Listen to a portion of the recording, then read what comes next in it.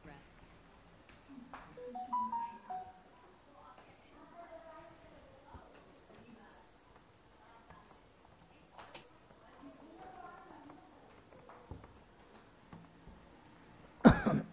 Evening सभी को। नमस्कार सर। नमस्कार।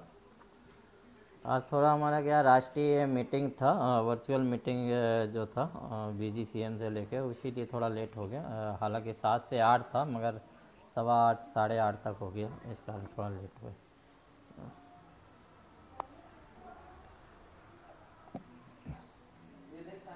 चलें, 17 लोग उपस्थित हो गए हैं।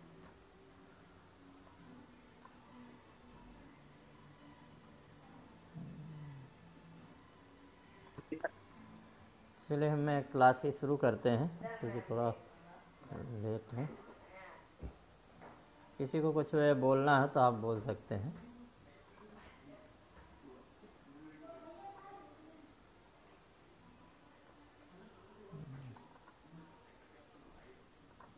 आज हम कॉस्टिंग के बारे में थोड़ा देखेंगे।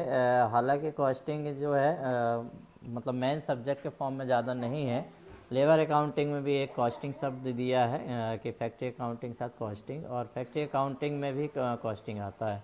तो FASP लाफा दोनों में कॉस्टिंग के सवाल आ जाते हैं। चूँकि कॉस्टिंग जो होता है आपका ई-कॉमर्स का एक हिस्सा है, और पिछली बार लास्ट ईयर आपने देखा था कि FASP में लगभग कॉस्टिंग के ही देखें तो 27 से 31 क्वेश्चन कॉस्टिंग के आए थे, और मतलब रेगुलर आ गया था। वो भी एक PDF बुक था, आपको नेट में अवेलेबल है। उस PDF से बिल्कुल सीरियल से 1 से 27 तक का ऐसा क्वेश्चन बना हुआ था जो लास्ट ईयर का पेपर में आया था। उसका ऑब्जेक्शन भी उठाया गया था कि एक नेट से पेपर निकाले, मतलब PDF निकाल के उसमें लगभग 256 क्वेश्चन थे, और 256 क्वेश्चन में से 27 क्वेश्चन जो है उसी से मतलब एक ही PDF से बना था। तो कॉस्ट अकाउंटिंग का भाई मतलब जैसे फैक्ट्री अकाउंटिंग है, तो फैक्ट्री अकाउंटिंग में कहीं कहीं शब्द लिखे हैं कॉस्ट का, कि कॉस्टिंग क्या है, या फिर फिक्स्ड ओवरहेड या फिर वेरिएबल ओवरहेड, तो ये सारे कॉस्टिंग के आता है। ठीक है, तो बजट, कॉस्टिंग और टर्नओवर, ये नए नए शब्द मतलब आपको पिछली बार देखने मिला था कि टर्नओवर आया, बजट आया। ठीक है, जो एक्चुअली क्या वो JWM के सिलेबस में, यदि हम बजट देखें, कॉस्टिंग देखें डिटेल में, तो जो JWM का जो एक पेपर होता है, ठीक है, तो उस पर ये डिटेल से है, मतलब कॉस्टिंग वॉस्टिंग के बारे में, बजटिंग का बहुत बड़ा चैप्टर दिया है। तो एक्चुअली जब पेपर बनने आ जाता है तो JWM का भी पता चला उसी कंपनी के पास जा रहा है, ये है, तो वहाँ पर ऐसा बना देते हैं। पर एक बार जब बन जाता तो वो एज अ सब्जेक्ट उसको इंट्रोड्यूस कर देते हैं और नेक्स्ट टाइम फिर लेते हैं। तो इस बार लोगों की डिमांड थी कि सर जो क्वेश्चन आए हैं उनका हमको जवाब मतलब मिल जाता। तो हमने ये एक नया कॉस्टिंग ऐड किया था, जिसको हमने प्रीवियस क्लास में पढ़ाया भी था, जो फर्स्ट बैच था, 70 पेज का लगभग, मतलब स्लाइड पर उस पर चला। तो उसी पर चर्चा करेंगे। कॉस्टिंग पर कुछ कभी कभी क्वेश्चन आ जाते हैं, तो कुछ आपके डाउट जो है हो सकता है वो क्लियर हो जाएंगे। जो लास्ट ईयर का पेपर आप सॉल्व करते हैं तो बहुत सारे टर्मोलॉजी आते हैं, तो उसका क्लियर हो जाएगा। बाकी नोट्स हमने दिया हुआ है, जो बैच 1 में थे तो उनके पास अवेलेबल है, वहाँ भी आपने देख लिया होगा।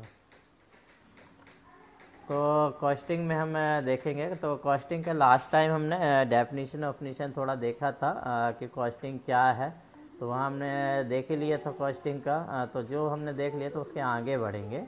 कॉस्टिंग क्या है, केवल ये बताता है कि भाई किसी भी प्रोडक्शन का, किसी वस्तु का प्रोडक्शन करते हैं, किसी भी आइटम का यदि प्रोडक्शन कोई कंपनी करती है, तो उस ओवरऑल प्रोडक्शन पे कितना खर्च हो रहा है, उसकी कीमत क्या बन रही है, कॉस्टिंग क्या हो रही है। उस मतलब उसका प्रोडक्शन का कीमत, रॉ मटेरियल का कीमत, लेबर का कीमत, या फिर बोलें कि जितना भी एक्सपेंसेस हो रहा ओवरहेड, ये सारे की कॉस्टिंग होती है, कीमत निकाली जाती है। तो उस पर अपन ने देखा था। फिर वेरिएबल कॉस्ट भी देख लिया था। फिक्स्ड वेरिएबल माने जो बदलते रहते हैं, कभी ज़्यादा कभी कम होते हैं। उसके बाद हमने ये फिक्स्ड देखा था। ठीक है, जो मतलब चल अचल संपत्ति बोलते हैं ना, जैसे चल मतलब होता है वेरिएबल, जिसका मतलब मान बदलता रहता है यहाँ हुआ। और फिक्स्ड मतलब हो गया आपका कैपिटल वैपिटल हो गई, एसेट्स हो गई, जो फिक्स होती हैं। डायरेक्ट भी अपन ने देखा था, जो डायरेक्ट प्रोडक्शन से रिलेटेड है। और ऑपरेटिंग कॉस्ट होता है जो डेली खर्च होते हैं। डेली मतलब कुल मिला के प्रोडक्शन नियमित होता रहे, कहीं भी रुके ना, तो उसके लिए उसके ऑपरेशन के लिए थोड़ा बहुत खर्च होते रहते हैं। जैसे हम लोग गन की फायरिंग कराते हैं तो ट्रेलर चाहिए वहाँ तक पहुँचाने के लिए, फायरिंग रेंज तक, ठीक है। उसके साथ टेक्निकल टीम चाहिए, वो प्रोडक्शन नहीं कर रही, कोई उत्पादन नहीं, क्योंकि एक बार बना दिया, परंतु उसकी फायरिंग कराना, उसकी टेस्टिंग कराना, तो ये मतलब क्या ऑपरेटिंग कॉस्ट है एक प्रकार से, कि ऑपरेटिंग है। उसके बाद पैकिंग चार्जेस हो गए, तो ये सारा मतलब उसी में आ जाता जनरली। फिर इनडायरेक्ट कॉस्ट के बारे में हमने चर्चा किया था कि प्रोडक्शन से रिलेटेड नहीं होता है, ठीक है, मगर इनडायरेक्ट कॉस्ट मतलब उसमें लगता है, इनडायरेक्ट एक्सपेंसेस या इनडायरेक्ट कॉस्ट। तो ये अपन ने डेफिनेशन देख लिया, तो हम बार बार वही नहीं पढ़ाएंगे, ये लास्ट क्लास में ही देखा था। यहाँ हम देखेंगे टाइप्स ऑफ कॉस्टिंग, ये वाला चैप्टर हमें नया पढ़ना। टाइप ऑफ कॉस्टिंग जनरली होती तो काफ़ी प्रकार की है, ठीक है, 12 प्रकार की कॉस्टिंग होती है यदि आप देखेंगे, परंतु हम यहाँ पर 6 प्रकार की कॉस्टिंग पर ध्यान देंगे, जो लास्ट में ईयर में एग्ज़ाम में आया हुआ था, तो उसे कॉस्टिंग लिया। और यदि आप पढ़ेंगे डिटेल में तो 12 प्रकार की कॉस्टिंग आपको मिल जाएगी। तो कॉस्टिंग मतलब होती है क्या, कॉस्ट निकालने की एक मेथड्स है कि किस प्रकार के इवेंट में या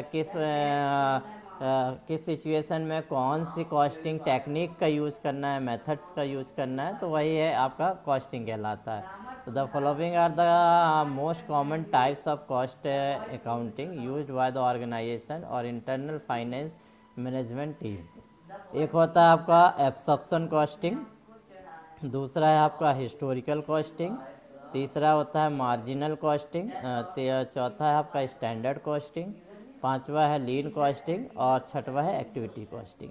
ये लास्ट ईयर में 20 में सारे से क्वेश्चन बने हुए हैं, यदि आप देखेंगे तो सभी से क्वेश्चन बने हुए हैं। इसके बाद बजट से भी क्वेश्चन बना हुआ है, तो इसीलिए इसको लिया है। सबसे पहले हम देखते हैं ऑब्जर्प्शन कॉस्टिंग, ठीक है। ऑब्जर्प्शन मतलब अवशोषण है, मतलब ओवरऑल पूरी कॉस्टिंग यदि हम बोल दें, ठीक है। ऑब्जर्प्शन कॉस्टिंग मतलब ओवरऑल प्रोडक्ट बनाने में कितना खर्च आ रहा है, ठीक है, पूरा, मतलब आपका direct material, indirect material, direct labour, indirect labour, या हम ओवरहेड बोलें, तो वो सारा चीज़ जो खर्चा होता है ऑब्जर्प्शन कॉस्टिंग में आ जाता है जनरली। तो absorption costing sometime refer to a full costing. देखिए इसमें शब्द आया कि ऑब्जर्प्शन कॉस्टिंग को फुल कॉस्टिंग बोलते हैं।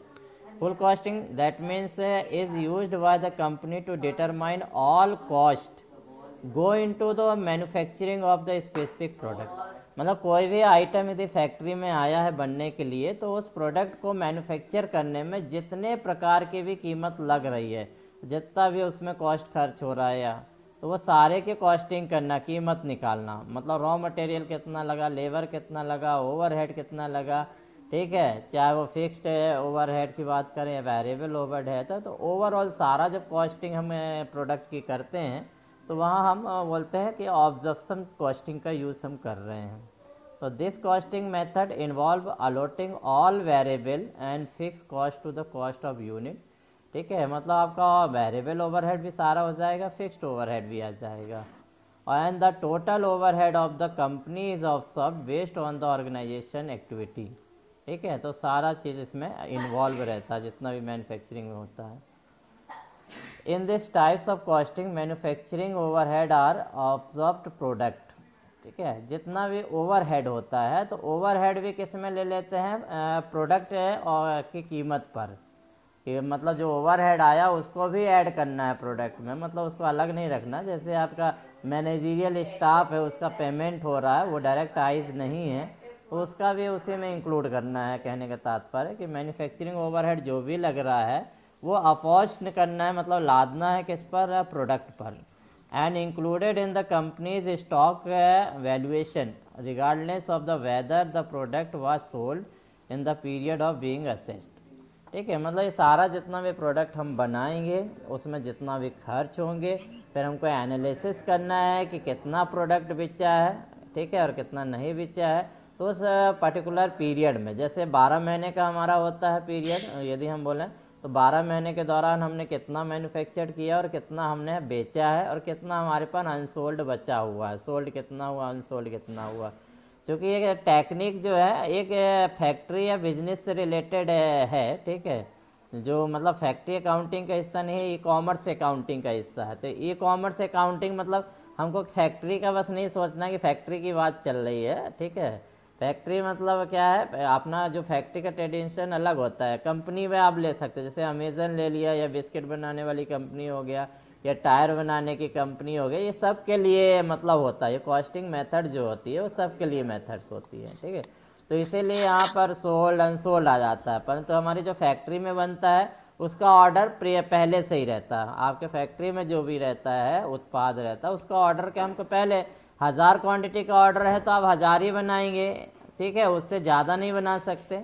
परंतु आपकी कंपनी जो है निगम है या प्राइवेट है, बाहर का है, तो वहाँ पर तो यदि आप सब्सन कॉस्टिंग करें तो हमको सभी बनाना पड़ेगा, ठीक है। मतलब क्या है, ज़्यादा ही क्वांटिटी बनाना पड़ेगा। मतलब ऑर्डर तो मिला नहीं है, जैसे जैसे ऑर्डर मिलेगा हम सोल्ड करते जाएंगे, बेचते जाएंगे, और जो अनसोल्ड होगा उसको असेस करना है। तो ऑब्जर्वेशन कॉस्टिंग दैट मीन्स, इतना शब्द याद रखना है, full costing that mean overall cost, या बोल सकते हैं COP, कॉस्ट ऑफ प्रोडक्शन, ठीक है। कॉस्ट ऑफ प्रोडक्शन मतलब जितना भी प्रोडक्शन में आपका लगा है स्पेसिफिक आइटम बनाने में। Common types of cost include the observation costing में यदि हम देखें, मतलब एग्जांपल में कुछ है, तो wages for employ who assemble the product, मतलब कोई यदि प्रोडक्ट को असेंबल्ड कर रहा है, बना रहा है, तो जो वेजेस है, मतलब कुल मिला के आइस का है, आइस का जो वेजेस है वो, कुछ लोगों का साउंड चालू है, LDC पार्थ, थोड़ा साउंड बंद रखे। तो ये आपका मतलब ये वो कहने के तात्पर्य है कि प्रोडक्ट में जो कर्मचारी है उनका पेमेंट है वो हो गया। Overhead cost associated with the manufacturing of the product, तो प्रोडक्ट की जो मैन्युफैक्चर कर रहे हैं तो उसके साथ जो भी संबंधित ओवरहेड है वो सारा उसमें आ जाएगा। Raw material to needed to make the product, तो ओवरऑल यदि देखा जाए तो सभी आ गया, आपका डायरेक्ट मटेरियल भी आ गया, इनडायरेक्ट मतलब ओवरहेड में आ गया, एक्सपेंसेस इनडायरेक्ट भी आ गया, वेजेस भी आ गया, तो एवरीथिंग कवर्ड इन द बोल सकते हैं ऑब्जर्वेशन कॉस्टिंग। इसके बाद हिस्टोरिकल कॉस्टिंग, तो हिस्टोरिकल शब्द से ही समझ में आ रहा है कि ऐतिहासिक की बात हो रही है। तो हिस्टोरिकल कॉस्टिंग में जनरली क्या होगा, यदि हमारा प्रोडक्ट यदि कोई मिला हुआ है कि आपको एक टारगेट मिला है कि 100 गन बनाना है, हमको टारगेट है, तो ये हिस्टोरिकल नहीं हुआ। हिस्टोरिकल क्या है कि आपकी जैसे बिल्डिंग है, मशीनरी है, ये हिस्टोरिकल कहलाएगा। तो जो भी हमारी असेट्स हैं, संपत्ति, ठीक है, जैसे हमारे पास है 100 एकड़ की भूमि है, ठीक है, आपके मतलब शॉप्स हैं, जितनी भी बिल्डिंगें हैं, कितनी आपके पास मशीनरी है, यदि इन्वेंट्री है तो वो इन्वेंट्री कितनी है, तो उसका भी कॉस्टिंग निकाली जाती है। क्योंकि आपको मालूम है जो कैपिटल हैं या एसेट्स हैं उसमें आपका डेप्रिसिएशन रेट रहता है। तो हर फाइनेंशियल ईयर में हमारे पास मतलब कितनी असेट्स है, कितनी हमारे पास कैपिटल है, तो उसका जब हम कॉस्टिंग करते हैं तो that is known as the historical costing, ठीक है। तो historical costing is a method of accounting the measures of the value of an assets based on the original cost when purchase, मतलब जब किसी वस्तु को आपने खरीदा था जिसके समय, ठीक है, जैसे आपने बिल्डिंग बनाया तो उसकी कीमत उस समय क्या थी, मशीनरी खरीदा तो उस समय उसकी की थी, जैसे समझ लो 1990 में आपने कोई मशीन खरीदा तो वहाँ की उसकी कॉस्टिंग क्या थी, और आज की कॉस्टिंग क्या है आफ्टर माइनस कर दें डेप्रिसिएशन रेट, तो डेप्रिसिएशन रेट के माइनस के बाद आज की कीमत में क्या है और मार्केट प्राइस क्या है उसका। एक्चुअली जब एनालिसिस करते हैं हिस्टोरिकल में तो बहुत सारी चीज़ें उसमें लेते हैं कि डेप्रिसिएशन करने के बाद यदि जीरो हो गया तो हमको जीरो नहीं लिखना है, as per the depreciation rule zero, पर एट प्रेजेंट मार्केट रेट भी हमको लिखना पड़ता है, ठीक है। जैसे मशीन है, मशीन का यदि हम बोले कि 20 साल के बाद उसका जीरो हो जाता है, ठीक है, तो मशीन जीरो हो जाएगा मगर मार्केट में उसकी वैल्यू तो रहेगी, एज अ स्क्रैप ही रहे। यदि हमने 20 साल पहले समझ लो 50 लाख की मशीन खरीदा था, आज यदि उसका डेप्रिसिएशन रेट के हिसाब से उसका जीरो हो गया, कंडम हो गया, मगर मार्केट से उसका स्क्रैप वैल्यू जो होगा वो हमको मिलेगा। 50 लाख में खरीदा तो आज 5 लाख होगा। तो एक्चुअली क्या है, वही हमको कॉस्टिंग करना कि हमारे पास कितनी एसेट्स है, उसकी कीमत क्या है, तो many companies use historical costing to record the cost of long terms assets in their balance sheet. तो जब बैलेंस शीट बनाती हैं कंपनियां अधिकतर, तो वो क्या करती हैं, जितने भी लॉन्ग टर्म असेट्स हैं, मतलब जो लंबे समय तक चलने वाली संपत्तियां हैं या कैपिटल है, तो लंबे समय तक की बात करें तो आपके प्लांट और मशीनरी और बिल्डिंग, ये ही जनरली आपके में आती है। और कुछ इन्वेंट्री है, जैसे पंखा है, कूलर है, दुनिया ये जितनी भी चीज़ें इन्वेंट्री में आपके पास है, चेयर हो सकती है, कुर्सी हो सकती है, इसके मतलब जो लॉन्ग टाइम से तक आपके रखते हैं, तो उसका वैल्यूएशन भी किया जाता है। कंपनी में जब भी बैलेंस शीट बनाई जाती है तो असेस का ज़रूर लिखा जाता है कि हमारे पास टोटल असेस कितनी है, ठीक है, चल अचल संपत्ति। तो हिस्टोरिकल में याद रखिए, ठीक है, मतलब जनरली जो होती है असेस और कैपिटल जो लॉन्ग टर्म होती है उन पर। तो ये क्वेश्चन भी आएगा तो इसी डेफिनेशन से आएगा कि हिस्टोरिकल कॉस्टिंग का यूज़ कब किया जाता है। हिस्टोरिकल कॉस्टिंग का तब किया जाता है जब हम के असेट्स जो लॉन्ग टर्म या असेट्स या कैपिटल का जब हम मेज़र करते हैं किसी ऑर्गेनाइजेशन में, या लॉन्ग टर्म में असेट्स से शब्द आ सकता है कि लॉन्ग टर्म असेट्स का इवेल्युएशन करने के लिए या बैलेंस शीट में स्थान देने के लिए हिस्टोरिकल कॉस्टिंग का यूज़ करते हैं। Assets that are recorded as the historical cost of rentals, so even if they is significantly appreciated in value since the acquisition of the assets, ठीक है। तो जनरली क्या, जब भी असेट्स का रिकॉर्ड किया जाता हैगा हिस्टोरिकल कॉस्ट के रूप में, तो ये देखा जाता है कि जैसे अभी की वैल्यू क्या है और अप्रोशिएटेड वैल्यू क्या होगी उसकी, जैसे अब थोड़ी दिन बाद देखे, भविष्य में देखे उसकी वैल्यू क्या होगी और वहाँ तक की वैल्यू क्या हो, तो वो सारे क्या असेट से एक्विजिशन की जाती है, ली जाती हैगी। तो ये मेथड बता रहा है कि भाई किस प्रकार कैलकुलेशन करेगा। However the asset depreciation is taken into the account, जैसे बोला ना कि आपको असेट्स है, समय के साथ उसमें डेप्रिसिएशन भी होता जाएगा, तो उसको भी लेना है अकाउंट में कि कितने परसेंट, जैसे आपका 5 साल हो गया है तो 5 साल का हमको डेप्रिसिएशन घटा के लेना है कि 5 साल ये हो गया है। किसी का साउंड वन, हाँ नितिन कुछ बोलना चाहते क्या? सर असेट मतलब क्या होता है सर? असेट्स माने संपत्ति है, जैसे भूमि हो गया, मशीन हो गया, आपकी संपत्ति क्या, आपका घर है ना, बिल्डिंग बोलते हैं, तुम्हारे पास कोई संपत्ति है तो क्या बोलते हैं, हाँ मेरे पास एक घर है, मकान है, ठीक है, टीवी है, कूलर है, गाड़ी है, यही तो सब असेट्स है, संपत्ति है आपकी। चल अचल संपत्ति होती है ना, वेरिएबल बोल सकते हैं असेट्स और फिक्स्ड असेट्स, दो प्रकार की चल अचल संपत्तियाँ। तो फैक्ट्री के पास भी तो संपत्तियां हैं, फैक्ट्री के पास इतनी सारी मशीनरी है, बिल्डिंग है, ठीक है, मार्केट है, तो ये सारे उनके एसेट्स हैं, संपत्ति। तो वही है कि मतलब संपत्तियां जो होती हैं वो लंबे समय तक चलती, ख़त्म तो नहीं है। परंतु यदि हम बोल रहे हैं कि कोई प्रोडक्ट बनाना है, आपने मटेरियल खरीद के लाया तो वो तो कंज्यूम हो जाना है। 100 गन के लिए मटेरियल लाया, 100 गन बन गया, हो गया ख़त्म, तो उसका हम कॉस्टिंग नहीं करेंगे, उसको ऑब्जर्प्शन कॉस्टिंग करेंगे।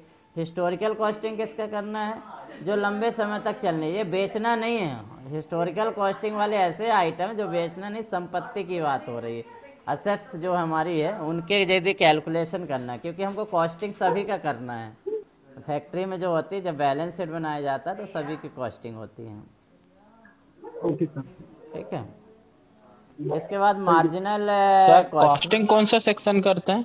कॉस्टिंग जो होता है बजट सेक्शन के अंदर होता है। ये जो होता है प्लानिंग, सेंटर प्लानिंग के अंतर्गत एक आईडी सेक्शन होता है, आपने सुना होगा, इंजीनियरिंग डिपार्टमेंट, जो इंडस्ट्रियल इंजीनियरिंग डिपार्टमेंट, उसी में एक बजट सेक्शन होता है, आरई के अंदर ही होता है। अलग अलग फैक्ट्री में अलग अलग जगह होता है, जैसे जनरली सेंटर प्लानिंग के अंदर जो होता है कॉस्टिंग।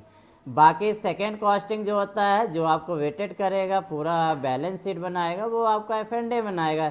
एफ&ए के अंदर कॉस्टिंग सेक्शन होता है, ठीक है। तो वो एफ&ए के अंदर जो कॉस्टिंग होगा तो वो मटेरियल का, दुनिया भर का सब का बनाएगा, ठीक है। तो कॉस्टिंग जो होता है पहले फैक्ट्री अपने लेवल पे बनाती है, उसको फिर आपको एफ&ए को भेजती है, ठीक है, एफ&ए या फाइनेंस डिपार्टमेंट को।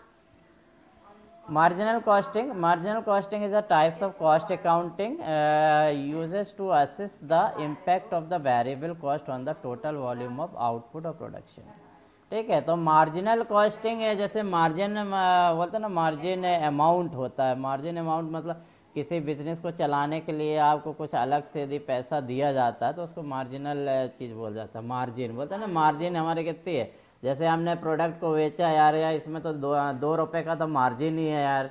मार्केट से हमने खरीदा 10 का और आपको हम 11 रुपये का बेच रहे हैं, तो मार्जिन कितना है, 1 रुपये का है। तो इसी प्रकार से जो प्रोडक्शन को, मतलब किसी प्रोडक्शन के वॉल्यूम को बढ़ाने या घटाने में कुछ वेरिएबल कॉस्ट लगता है जो उसको इम्पैक्ट डालता है, ठीक है। जैसे कि हमने बोला कि एक प्रकार से समझ लीजिए कि सेक्शन में काम हो रहा है, टूल यदि अच्छा नहीं है तो प्रोडक्शन थोड़ा कम हो रहा है, ठीक है। आप जो यूज़र है, जो आइज़ है, बोलता है सर इसका जो कटर है वो सही नहीं है, इसका तो घिस गया है, तो उसमें कुछ दूसरा कटर मंगवा दीजिए, ठीक है। तो यदि सेक्शन कैश परचेज से बहुत अच्छा कटर ले आता है और वो प्रोवाइड करा दे तो ये वेरिएबल हो गया। देखिए टूल जो है पता चला ख़राब हो गया तो ये कॉस्ट टूल में चार्ज है तो वेरिएबल चार्ज होता है, तो उसको प्रोवाइड करा दिया तो क्या हो गया, आपका उत्पादन आउटपुट वॉल्यूम जो है वो बढ़ जाएगा, ठीक है। तो वेरिएबल कॉस्ट मतलब कुछ भी चीज़ होती हैं जो अदर चीज़ जो होती हैं जो प्रोडक्शन के लिए हम उसमें लगा दें, उसका इम्पैक्ट प्रभाव जो होता है जो बढ़ा दे कुल मिला के, ठीक है। हमारी जो मार्जिन था, जैसे हमारा आउटपुट हो रहा है 100 क्वांटिटी का, यदि हम थोड़ा बहुत पैसे लगा के या कुछ आइडिया लगा के, जिग पिक्चर लगा के, कुछ भी करके यदि हम वॉल्यूम को बढ़ा देते हैंगे तो वो वेरिएबल कॉस्ट, मतलब वो कौन सा आइटम आपने लगाया, जैसे हमने बोला ना टूल लगा दिया आपने, मतलब टूल नया खरीद के लाया तो वो टूल की कीमत की कॉस्टिंग, वो टूल की कितनी कीमत है और उसने प्रोडक्शन को कितना बढ़ा दिया। जैसे 100 का क्वांटिटी आपका बन रहा था किसी मशीन में, ठीक है, परंतु हमने टूल चेंज किया, टूल हमने चेंज किया कितना, समझ लो 15,000 का टूल हमने लाया, परंतु 15,000 के कारण यदि 20 क्वांटिटी आपकी बढ़ गई, 100 से 20 क्वांटिटी बढ़ गई, तो ये मतलब इस टूल की कॉस्ट कि 15,000 में 20 क्वांटिटी बढ़ गई, तो वो 20 क्वांटिटी की कीमत क्या है, ठीक है। तो हम इस प्रकार से कि वेरिएबल कॉस्ट के द्वारा जो आउटपुट है या प्रोडक्शन है उस वेरिएबल कॉस्ट का कितना इम्पैक्ट या कितना प्रभाव पड़ता है, उसके जब हम कॉस्टिंग करते हैं तो उसको मार्जिनल कॉस्टिंग बोलते हैं generally. This cost approach at an additional unit of production, मतलब प्रोडक्शन जैसे है तो प्रोडक्शन का एक COP होता है, कॉस्ट ऑफ प्रोडक्शन, COP है, ये कॉस्ट ऑफ प्रोडक्शन है।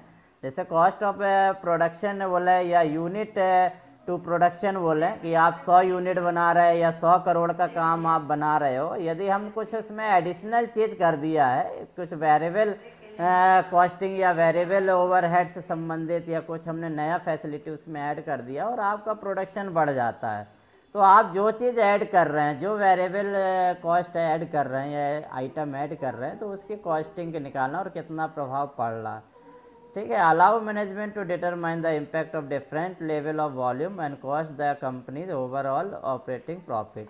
तो जनरली क्या होता है, जो भी एडिशनल चीज़ किसी यूनिट के प्रोडक्शन में डाली जाती है तो उससे मैनेजमेंट को विभिन्न लेवल में उसका प्रभाव समझ में आता है कि किस किस लेवल में इम्पैक्ट पड़ा है, उस वेरिएबल कॉस्ट का कहाँ कहाँ इम्पैक्ट पड़ रहा है।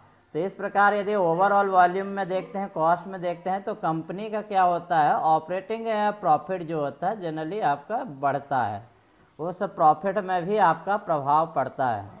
जहाँ हम बोले ना 100 क्वांटिटी बन रहा था और यदि आपने थोड़ा उसमें फैसिलिटी दे दिया, सपोज एक कूलर भी ऐड कर दिया कि भाई आपको गर्मी न लगे, कूलर भी लगा दिया, आपको टूल भी दे दिया, आपको क्या सुरक्षा चाहिए वो दे दिया, तो ऐसे मतलब कोई ओवरहेड उसमें खर्च कर दिए, ठीक है, वेरिएबल टाइप के जो बढ़ते घटते रहते हैंगे, तो वो चीज़ करने से आपको प्रॉफिट हो रहा है, वो तो उसकी कैलकुलेशन करना कि कितना आपने वेरिएबल कॉस्ट लगाया है और उसका आउटपुट या वॉल्यूम में कितना इम्पैक्ट पड़ रहा है। तो marginal costing is frequently use to make short term financial decision. तो जनरली जब शॉर्ट टर्म फाइनेंशियल डिसीजन लेना होता है तो हम मार्जिनल कॉस्टिंग का यूज़ करते हैं, ठीक है। Assess the profitability potential of the new product, marketing campaign, correct sale prices of existing product, ये एग्जांपल दिए हैंगे। जैसे कोई नया प्रोजेक्ट है, न्यू प्रोडक्ट आपने लिया है, तो न्यू प्रोडक्ट में कुछ नया आइडिया लगाना पड़ेगा, ठीक है। पुराना है, ट्रेडिशनल बना रहे हैं, तो कुछ नया है तो नया चीज़, हो सकता है उसमें आपको कोई नया मशीनरी लग जाए, या आपको हो सकता है आप ट्रेनिंग में भेज दें, कर्मचारियों को कुछ ट्रेनिंग में भेज दें उसको। तो ट्रेनिंग क्या है, ट्रेनिंग में एडिशनल चीज़ हो गई, एक वेरिएबल कॉस्ट हो गया, क्योंकि आपने ट्रेनिंग कराया। यदि एक व्यक्ति की ट्रेनिंग 5,000 में हो रही है और उससे आप फिर वो ट्रेंड होके जब आता है, वो काम करता है, तो उसकी कीमत मतलब जो उत्पादन बढ़ता है तो उसका कितना प्रभाव पड़ता है। मार्केटिंग कैंपिंग, यदि आप कोई प्रोडक्ट बना रहे हैं, मार्केट में बिक नहीं रहा है, तो आप एडवर्टीजमेंट करते हैं ना, एडवर्टीजमेंट करिए, मतलब कुछ तरीके चेंज करिए। तो यदि आप मार्केट कैंपेन में खर्च कर रहे हैं, ठीक है, मतलब कुछ ऐड के लिए या जगह जगह पंपलेट चिपका के आप प्रोडक्ट को बेच रहे हैं, तो उस कितना आपने खर्च किया, मार्केटिंग कैंपिंग में कितना खर्च किया, और उसका उत्पादन में और आउटपुट सेलिंग में क्या प्रभाव पड़ा, तो वो कैलकुलेट करना। करंट है sales price of existing product, existing product का, ठीक है, प्राइस के हिसाब से करंट सेलिंग कितना है वो देखना। तो मार्जिनल कॉस्टिंग मतलब एक शब्द में याद रखना तो इतना ही याद रखना है कि किसी भी प्रोडक्ट के आउटपुट या उसके कीमत या प्रॉफिट में को बढ़ाने के लिए जो मतलब एडिशनल चीज़ की ज़रूरत होती है, जो मतलब एडिशनल चीज़ मतलब जो होता है फिक्स नहीं है, ठीक है, वेरिएबल टाइप का होता है, तो उसके कॉस्टिंग करना और उसके प्रभाव से आउटपुट में क्या फ़र्क पड़ा है उसके कॉस्टिंग करने के लिए मार्जिनल कॉस्टिंग का यूज़ किया जाता है। तो एक्चुअली यह क्या टेक्निक है, नाम है, बाकी व्यक्ति करता है, तो जब आप सीख जाते हो तो उस टेक्निक का नाम है कि जब हम कोई एडिशनल चीज़ का भी वेरिएबल चीज़ का भी हम ऐड कर देते हैं और आउटपुट में प्रभाव देखते हैं तो उसका कर सकते हैं। ऐसा हम बोल सकते हैं इनाम उनाम आप देते हो, गिफ्ट देते हैं कि जो सबसे ज़्यादा काम करेगा उसको हम इतना इनाम देंगे, तो एक प्रकार से एडिशनल चीज़ आप ऐड कर रहे हैं। तो यदि आप वो ऐड करते हैं, हर महीने कुछ ना कुछ नया करते हैं और उत्पादन में वृद्धि हो रही, तो उसकी भी कॉस्टिंग करने हमने क्या ऐड किया है उसमें, ठीक है। तो आप ट्रेनिंग हो सकता है, स्किल्स हो सकता है, कोई कंपोनेंट हो सकता है, वो सारा चीज़ आपका मार्जिनल कॉस्टिंग में आता है। बहुत सारे एग्जाम्पल है, जब आप एग्ज़ाम में क्वेश्चन देखेंगे तो वहाँ से समझ में आएगा। स्टैंडर्ड कॉस्टिंग, ठीक है, ये आपका एक स्टैंडर्ड मेथड सो है। Standard costing is a cost approach the denotes standard cost of inventory and cost of the goods sold. तो जनरली स्टैंडर्ड कॉस्टिंग का यूज जो किया जाता है इन्वेंट्री के लिए, कॉस्ट फॉर इन्वेंट्री, जो भी इन्वेंट्री आप यूज़ कर रहे हैं। इन्वेंट्री क्या होती है आपको हमने बताया था, फैक्ट्री में यदि इन्वेंट्री की बात करें तो जितना भी रॉ मटेरियल आपके पास रखा हुआ है स्टोर में, ठीक है, या WIP में पड़ा हुआ है, ठीक है, या फिर हम बोले कि स्टेशनरी आपके पास फैक्ट्री में है, वो सारी इन्वेंट्री है। चाहे आप पंखा, कूलर, फ्रिज ले लें, ठीक है, या आप रॉ मटेरियल ले लें, या हमारे पास ट्रक है, ट्रांसपोर्ट है, तो ठीक है, ये सारा चीज़ जो है आपका इन्वेंट्री में आता है। तो इन्वेंट्री की यदि हमको कॉस्टिंग निकालनी हो, या फिर हम बोले कॉस्ट ऑफ गुड सोल्ड, ठीक है, मतलब गुड सोल्ड, गुड बेचने का कीमत क्या है। गुड के मतलब गुड की कीमत की बात नहीं हो रही है, जैसे हमने बोला गन हमने बेचा 16.5 करोड़ की, तो वो गन की कीमत नहीं है। कॉस्ट ऑफ गुड सोल्ड मतलब उसमें हमने जो पैकिंग लगाया, एडवर्टीजमेंट में किया, या ट्रांसपोर्टेशन में खर्च किया, या कुछ एडिशनल चीज़ ऐड किया, तो उसकी कॉस्टिंग जब हम करते हैं इन्वेंट्री और कॉस्ट, या इन्वेंट्री हैंडलिंग की कर सकते हो, तो उस चीज़ को स्टैंडर्ड कॉस्टिंग हम जनरली बोलते हैं। तो इसमें आपका सारे गुड्स के भी आ जाता है, आपका इन्वेंट्री भी आ जाती है। The cost associated with standard costing are based on the production of the good under the typical operating condition, ठीक है। तो मतलब टिपिकल ऑपरेटिंग कंडीशन के अंतर्गत जितना भी हम गुड का उत्पादन कर रहे हैंगे, ठीक है, तो उसके आपका जनरली कॉस्टिंग करते हैं। तो स्टैंडर्ड कॉस्टिंग जनरली अभी हर फैक्ट्री में होती है। यदि हम बोले कि स्टैंडर्ड कॉस्टिंग क्या है, तो स्टैंडर्ड कॉस्टिंग का मैच होता है, तो ये सभी जगह मैक्सिमम जगह अप्लीकेबल होता है, क्योंकि इन्वेंट्री हर जगह होगी, और जो आप गुड्स के सोल्ड करने हैं मतलब बेचने वाला हैगा, तो गुड्स आपने कितना सोल्ड किया हैगा और उस पर क्या मतलब एडिशनल चीज़ ऐड किया, जैसे हमने बोला ना कि एडवर्टीजमेंट भी हो सकता है, या फिर उसके पैकिंग कॉस्ट क्या होगा। तो गुड्स सोल्ड में बहुत सारी एलिमेंट आते हैं, इंश्योरेंस भी आता है, वो सारा चीज़ उसमें कवर्ड होता है। तो जब स्टोर वाले में हम बताएंगे तो उसमें इन्वेंट्री और गुड्स सोल्ड के बारे में थोड़ा और भी चर्चा करेंगे। companies can then assess whether the standard cost and actual cost are compared. If there are any discrepancy, determining the difference between the standard or actual cost of the known as the variable.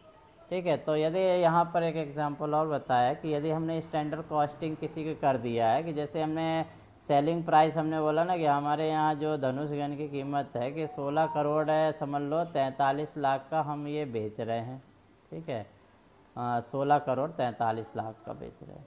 तो ये हमारा क्या है, एक standard समझ लो हमारे पास वो है, स्टैंडर्ड हमारा रेट है, ठीक है, स्टैंडर्ड रेट है। परंतु यदि हमारी एक्चुअल कॉस्टिंग की बात करें तो हम बोलते हैं कि भाई हमारा जो गन बनता है वो 28 करोड़ में बनता है, 28 करोड़ में हमारा बन रहा है COP, मतलब क्या है, कॉस्ट ऑफ प्रोडक्शन की कीमत 28 करोड़। तो इसके में काफ़ी वेरिएशन आएगा कि स्टैंडर्ड जो है मतलब जो सोल्ड की कीमत बोर्ड ने निर्धारित की है कि भाई जो गुड सोल्ड है उसकी कॉस्ट क्या है, तो 16.5 करोड़, 16 करोड़ 43 लाख। मगर हम यदि बना रहे हैं वो ज़्यादा का बना रहे हैं, ठीक है, मतलब हमारा जो बन रहा है वो 28 करोड़ में यदि बन रहा है तो इसके बीच का डिफरेंस कितना है, तो वो स्टैंडर्ड कॉस्टिंग में क्या होता है ये भी हम निकाल पाते हैं कि यदि हमारी कॉस्टिंग एक स्टैंडर्ड बन चुकी है और उसके बाद एक्चुअल वाला निकालना है और हमारा जो कॉस्ट ऑफ प्रोडक्शन के निकालना है तो वो उसमें वेरिएशन आता है। तो लास्ट वाले में वही है कि कंपनी कैन भी आल्सो एसेस, यह भी एक्सेस कर सकती है कि स्टैंडर्ड कॉस्ट और एक्चुअल कॉस्ट में कितना अंतर है। हाँ जी बोलिए सर। से अभी थोड़ा नेटवर्क का इशू हो गया था, मैं सुन नहीं पाया स्टैंडर्ड कॉस्ट, मैंने दोबारा कनेक्ट किया है अभी। देखिए स्टैंडर्ड कॉस्टिंग में बोल रहा हूँ कि स्टैंडर्ड कॉस्टिंग जो होता है वह कॉस्टिंग की मतलब कॉस्टिंग की एक टेक्निक है जिसके अंतर्गत सामान्यतः जो होता है इन्वेंट्री की कॉस्ट, इन्वेंट्री मतलब जो भी फैक्ट्री में हमारा यूज़ हो रहा है, चाहे वो मटेरियल्स हो, चाहे आप स्टेशनरी आइटम ले लें, ठीक है, या हमारे पास जितनी मशीनरी होती है वो सब इन्वेंट्री है, मशीनरी हो गया, पंखा कूलर, ये सारी चीज़ मशीनरी होती है, तो उसकी कॉस्टिंग यदि एक है तो वो एक स्टैंडर्ड कॉस्टिंग होती है कि भाई इतनी कीमत है।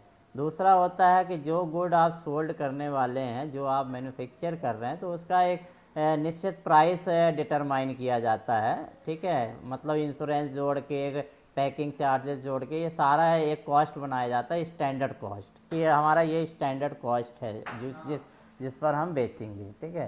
सेलिंग प्राइस जो होती है, हाँ तो सेलिंग प्राइस जो डिसाइड करते हैं। हाँ, तो उसके बाद फिर ये होता है कि इसी को यदि हम स्टैंडर्ड कॉस्टिंग का यूज़ कर रहे हैं तो हमारे स्टैंडर्ड कॉस्टिंग बना हुआ है, परंतु हमने बोला कि फैक्ट्री का जो कॉस्ट होता है वो अलग होता है। कंपनी का कॉस्ट में क्या होता है, यदि हम किसी प्रोडक्ट की कॉस्ट जब ऐड करते हैं तो हम क्या ओवरहेड भी ऐड कर देते हैं कि जो बिल्डिंग का कॉस्ट भी हो गया, डेप्रिसिएशन उसमें माइनस हो रहा है, जो अदर एक्सपेंसेस हैं वो सारे जोड़ के हम कॉस्ट निकालते हैं। तो हम एक एग्जांपल लिए कि जैसे GCM में जो है 28 करोड़ की हम धनुष बना रहे हैं, कॉस्ट उसकी आ रही है और हम उसको 16 करोड़ में बेच रहे हैं, तो ये हमारे ये स्टैंडर्ड कॉस्ट है। एक्चुअली क्या है, ये जो है डिटरमाइन कर लिया गया या फिर हम बोला OFB ने निर्धारित किया कि इतना कॉस्ट है, या आर्मी का हमारा कॉन्ट्रैक्ट है, हमने 2013 में कॉन्ट्रैक्ट किया था धनुष गन का, तो उन्होंने उस समय की जो कॉस्टिंग है वो लिया है, ठीक है, तो वो स्टैंडर्ड था और ज़्यादा से ज़्यादा 5% हम रेट को हाइक कर सकते हैं हर साल, ठीक है, उससे ज़्यादा हाइक नहीं कर सकते, तो उन्होंने एक स्टैंडर्ड प्राइस बना दिया ये। अब हमारा क्या होता है, यदि हम बोले कि 28 करोड़ धनुष की कैसे बन रही है, तो आप तुरंत आपको याद आना चाहिए कि भाई हमारी सैलरी बढ़ रही है, ठीक है, आपका 2 DA लग जाता है, 1 इंक्रीमेंट लग जाता है, तो मटेरियल की कीमत तो कम ही है, परंतु आपका जो सैलरी है इतना बढ़ते जा रहा है, ठीक है, तो उसके कॉस्ट भी उसी में ऐड कर लिया जाता है ओवरहेड, जिसे अपन फिक्स्ड ओवरहेड बोलते हैं ना। जनरली अपन 01 और 02 में सब देखते हैं कि ये सारा चीज़ ऐड होते जाता है, तो जब ओवरहेड भी हम ऐड करेंगे तो हमारा जो होगा, जो कॉस्ट ऑफ प्रोडक्शन होगा आइटम का बहुत होगा, परंतु स्टैंडर्ड कॉस्ट कुछ अलग होगा। स्टैंडर्ड कॉस्ट जो हमको मार्केट के हिसाब से देखना है या आर्मी से जो हमने कॉन्ट्रैक्ट किया वो होता है। तो बताया कि स्टैंडर्ड कॉस्टिंग के द्वारा हम ये भी कर सकते हैं कि यदि कोई वस्तु का जैसे डेप्रिसिएशन हो रहा है तो वो 2 कॉस्टिंग, मतलब एक स्टैंडर्ड मशीन की कॉस्टिंग, हैवी कॉस्टिंग और दूसरा होता है जो प्रोडक्ट हम बना रहे हैं तो एक्चुअल उसकी कॉस्ट क्या बन रही हैगी। एक्चुअल मतलब यदि हम बोलें कि हमारी 28 करोड़ बन रही हो और स्टैंडर्ड कॉस्टिंग जो निश्चित हुई वो 16 करोड़ में, तो उसका डिफरेंसेस भी हम वेरिएंस एनालिसिस कर सकते हैं निकाल के। तो स्टैंडर्ड कॉस्टिंग मतलब समझ लीजिए कि एक मानक कॉस्टिंग कहलाती है। जनरली जो सभी करते हैं, जैसे हमने एक मोबाइल ख़रीदा, मोबाइल हमने लाया मार्केट से, ठीक है, बनाया 20,000 में, और अब हम बेचेंगे कितना, 22,000 में बेचेंगे ना। तो वही चीज़ है कि एक स्टैंडर्ड हमारी कॉस्टिंग है इतना, बाकी उसका हमारे पास मार्जिन है, ठीक है। तो जो भी है,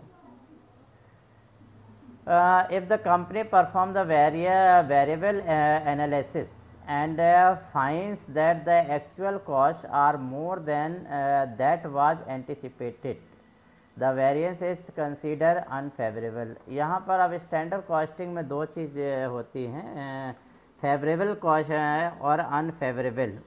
मतलब जो आपने वेरिएंस देखा है कि हमारी जो कॉस्टिंग है, ठीक है, जो हमने जैसे हमने बोला कि हमने 28 करोड़ में बनाया, ठीक है, और 16 करोड़ में बेचा, तो यहाँ पर यदि हम डिफरेंस देखें तो डिफरेंस में हमारा लॉस जा रहा है, ठीक है। तो वही चीज़ बोला है, the actual cost are more than what was anticipated the variance, ठीक है। तो इसे कंसीडर अनफेवरेबल कहलाता है।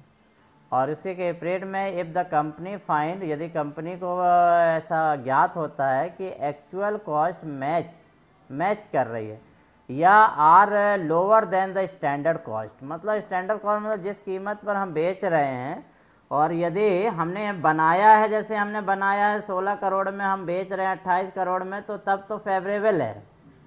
जनरली यही होता है ना, कॉस्टिंग कर रहे हैं हम, अकाउंटिंग कर रहे हैं किसी का, तो जो भी प्रोडक्ट हम बना रहे हैं उसमें हमारा प्रॉफिट गेन होना चाहिए। यदि प्रॉफिट गेन नहीं हो रहा है, हमको लॉस हो रहा है, that is the unfavourable. Variance जो होता है, जो भी वेरिएंस माने डिफरेंस, अंतर, जो एक्चुअल कॉस्ट है और जो हमारी सोल्ड सेल्स कॉस्ट है, सेल कॉस्ट और एक्चुअल कॉस्ट जो है, उसके बीच में वेरिएंस कितना आ रहा, अंतर क्या आ रहा। तो अंतर यदि पॉजिटिव में आ रहा तो वो आपका फेवरेबल वेरिएंस कहलाता है, और यदि आपका अंतर जो है माइनस में आ रहा है तो वो अनफेवरेबल कहलाता है। ये याद रखना है। तो स्टैंडर्ड कॉस्टिंग में ये हमें को मिल जाता हैगा, क्योंकि एक कॉस्ट एक स्टैंडर्ड हमारा बन जाता है और वो स्टैंडर्ड हमको फॉलो करना पड़ता है। जैसे अभी डीम्ड डेपुटेशन जब से हुआ है तो उसी प्रकार हमारा डीम्ड कॉन्ट्रैक्ट भी हुआ है। आपको मालूम होना चाहिए कि हर फैक्ट्री में, केवल GCF की बात नहीं कर रहा हूँ, पूरे 41 फैक्ट्री का 65,000 करोड़ का डीम्ड कॉन्ट्रैक्ट हुआ है, 65,000 करोड़ का 5 साल का। तो जैसे ही ये अपनी PSU बनी है, ठीक है, आपकी फैक्ट्री PSU में आई, तो एक सर्कुलर हुआ था, आपने देखा था कि जितना भी आपका ऑर्डर थे हर फैक्ट्री में अलग, जैसे हमारे यहाँ 114 गन का ऑर्डर पहले से ही था, भाई हमने 5 बनाया 10 बनाया, मगर ऑर्डर तो पहले था। खमरिया में भी ऐसे ही था, मतलब हमारे ऑर्डर क्या होते हैं पहले से ही मिल जाते हैं, हमारा शेड्यूल रहता है कि इस साल इतना बनाना है, इस साल इतना। तो ऑर्डिनेंस को करीबन 5 साल 6 साल तक के ऑर्डर मिल जाती है। ज़रूरी नहीं कि हर साल के ऑर्डर है, लंबे टर्म्स के ऑर्डर मिलते हैं। जैसे आपको 2000 क्वांटिटी बनाना है, हमको मालूम है कि 2000 क्वांटिटी में 500 क्वांटिटी यदि एक साल बनाएंगे, तो ऐसे करीबन सारा एनालिसिस किया गया तो 41 फैक्ट्री में 65,000 करोड़ का काम था उस समय जब कंपनी रजिस्टर्ड हुई। तो गवर्नमेंट ने जो है, सरकार ने क्या किया, इस 65,000 करोड़ को डीम्ड कॉन्ट्रैक्ट कर दिया। मतलब कॉन्ट्रैक्ट हमारा पहले से था, उसको डीम्ड कॉन्ट्रैक्ट कर दिया कि आपको हम 65,000 करोड़ का काम नई जो 7 DPSU उसमें डिस्ट्रीब्यूट कर रहे हैं। उसमें ये कंडीशन लगा दिया कि 6% हाइक देंगे हर साल। इसका मतलब समझ रहे हैं कि जो, क्योंकि हमको डीम्ड कॉन्ट्रैक्ट 5 साल का दे दिया, तो भाई यहाँ OFB बोर्ड भी उन्होंने एक क्लॉज रखा, सर समय के साथ कीमत बढ़ती है, रॉ मटेरियल की, लेबर की बढ़ती है, तो इसमें कुछ हमको छूट दी जाए, हम कॉस्ट वही नहीं रखेंगे, क्योंकि हमको सेल्फ डिपेंडेंट बनाया जा रहा है कि हमको सैलरी, प्रॉफिट, लॉस ये सब देना है। तो 6% का हाई की परमिशन है, तो हर साल जो है कीमत 6% बढ़ जाती है। तो जैसे 2021-22 में जो हमने गन इशू किया धनुष, उसको किया था 16 करोड़ में। 16 करोड़ का यदि आप 6% निकालेंगे तो 43 लाख आएगा। तो अब हो गया 16 करोड़ 43 लाख। इसके बाद अगले बार जब हम 22-23 की बात करेंगे तो 16 करोड़ 43 लाख का फिर 6% उसी में ऐड कर देंगे तो अगली कीमत आएगी। तो ऐसे हर फैक्ट्री में हर प्रोडक्ट का मतलब डीम्ड कॉन्ट्रैक्ट साइन हुआ है, ठीक है। डीम्ड कॉन्ट्रैक्ट में वही है कि आपकी कीमत है। तो यहाँ पे डीम्ड कॉन्ट्रैक्ट रेट क्या हो गया, standard cost of the product. अब आप बोलोगे भाई हमारी तो कीमत बनाने में ज़्यादा लग रही है और जबकि हमको बेचना क्या है, जो कॉन्ट्रैक्ट साइन हो गया है। अब उसमें फेरबदल नहीं हो सकता। आप ये नहीं बोल सकते महंगाई बढ़ गया, ये हो गया, हमको प्रॉफिट लॉस देखना है, हमारा ओवरहेड ज़्यादा है, तो गवर्नमेंट नहीं सुन रही है। आप प्रपोजल कुछ भी भेजें, आपका लॉस है तो लॉस ही बेचना पड़ेगा 5 साल तक। तो स्टैंडर्ड कॉस्टिंग वही है कि उन्होंने, गवर्नमेंट ने स्टैंडर्ड कॉस्टिंग कर दी है सारे वस्तुओं की। अब नया कॉन्ट्रैक्ट यदि मिलेगा तो हम भले ज़्यादा कीमत में ले सकते हैं, परंतु जो 65,000 करोड़ का जो टारगेट है जो हर फैक्ट्री में डीट है, तो वो आपका पुराने के हिसाब से। परंतु जो अभी फैक्ट्रियां कॉन्ट्रैक्ट ले रही हैंगी, ठीक है, वो क्या टेंडर भरती हैं और कॉन्ट्रैक्ट लेती हैं, तो वो डीम्ड कॉन्ट्रैक्ट में नहीं आएगा। वो हमारा फ्रेश कॉन्ट्रैक्ट होगा, उसमें हम रेट वेरिएशन डाल सकते हैं, मतलब ज़्यादा कीमत डाल सकते हैं। तो ये स्टैंडर्ड कॉस्टिंग का है। इसके बाद होता है लीन कॉस्टिंग। देखें, लीन कॉस्टिंग और लीन अकाउंटिंग, चाहे कॉस्टिंग बोले या अकाउंटिंग बोले, help to better the financial management practice use by the organisation. तो लीन कॉस्टिंग ऐसा कुछ नहीं है, ये आपके ये हेल्प करता है कि आपका जो फाइनेंशियल मैनेजमेंट हो वो अच्छा हो जाए, मतलब फाइनेंशियली आपको ज़्यादा से ज़्यादा प्रॉफिट हो, उसके लिए आपकी कॉस्टिंग की जाती है lean costing. Lean costing assign the value based pricing on the cost of production rather than using the standard और historical costing। तो historical और standard costing के अतिरिक्त, ठीक है, के अलावा ये क्या करता है कि हर प्रोडक्ट की प्राइसिंग की वैल्यू करता है, बारीकी से जांच करता है कि इसकी कॉस्टिंग कितनी होना चाहिए। मतलब हम स्टैंडर्ड में नहीं जा रहे कि स्टैंडर्ड कर दिया स्टैंडर्ड, हम उसमें डिसाइड कर सकते हैं खुद का। हिस्टोरिकल भी फिक्स होता है। हिस्टोरिकल में क्या है, डेप्रिसिएशन डिपेंड करता है कि वो डेप्रिसिएशन के हिसाब से रेट घट रहा है। तो लीन कॉस्टिंग में थोड़ा बहुत यदि हम कॉस्टिंग में चेंज करके उसमें प्रॉफिट ला सकें तो उसमें जनरली लीन कॉस्टिंग में आता है। This give the company to an idea where waste can be minimise to optimise productivity. मतलब जो वेस्ट है, ठीक है, बताएं, वेस्ट मतलब जो ख़राब हो रहा है, जैसे स्क्रैप है, तो स्क्रैप यदि पड़ा रहेगा तो आपका क्या होगा, स्क्रैप तो और कीमत घटते जाएगी, जंग लग गया, सड़ रहा, ख़राब हो रहा है।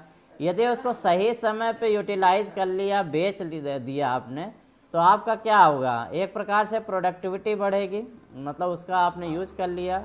दूसरा ये बोल सकते हैं जो बाबरी निकलती है, एंड पीस निकलते हैं, उसको आप मतलब क्या कर लीजिए, पिघला कर उसको नया लोहा बना लीजिए, ठीक है, जैसे ग्रे आयरन करती है फाउंड्री में डाल के, तो उसका कर ले।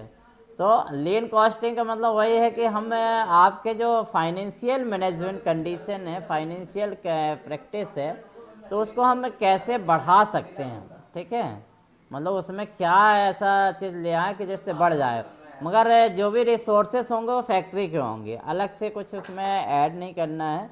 जो फैक्ट्री के रिसोर्सेस है उसी की हेल्प से हम फाइनेंशियल कंडीशन को कैसे बूस्टअप कर सकते हैंगे, वो आपको मेथड जो होती है लीन कॉस्टिंग होती है, ठीक है। This company the idea where the best can be minimise in the production process based on the lean performance measurement.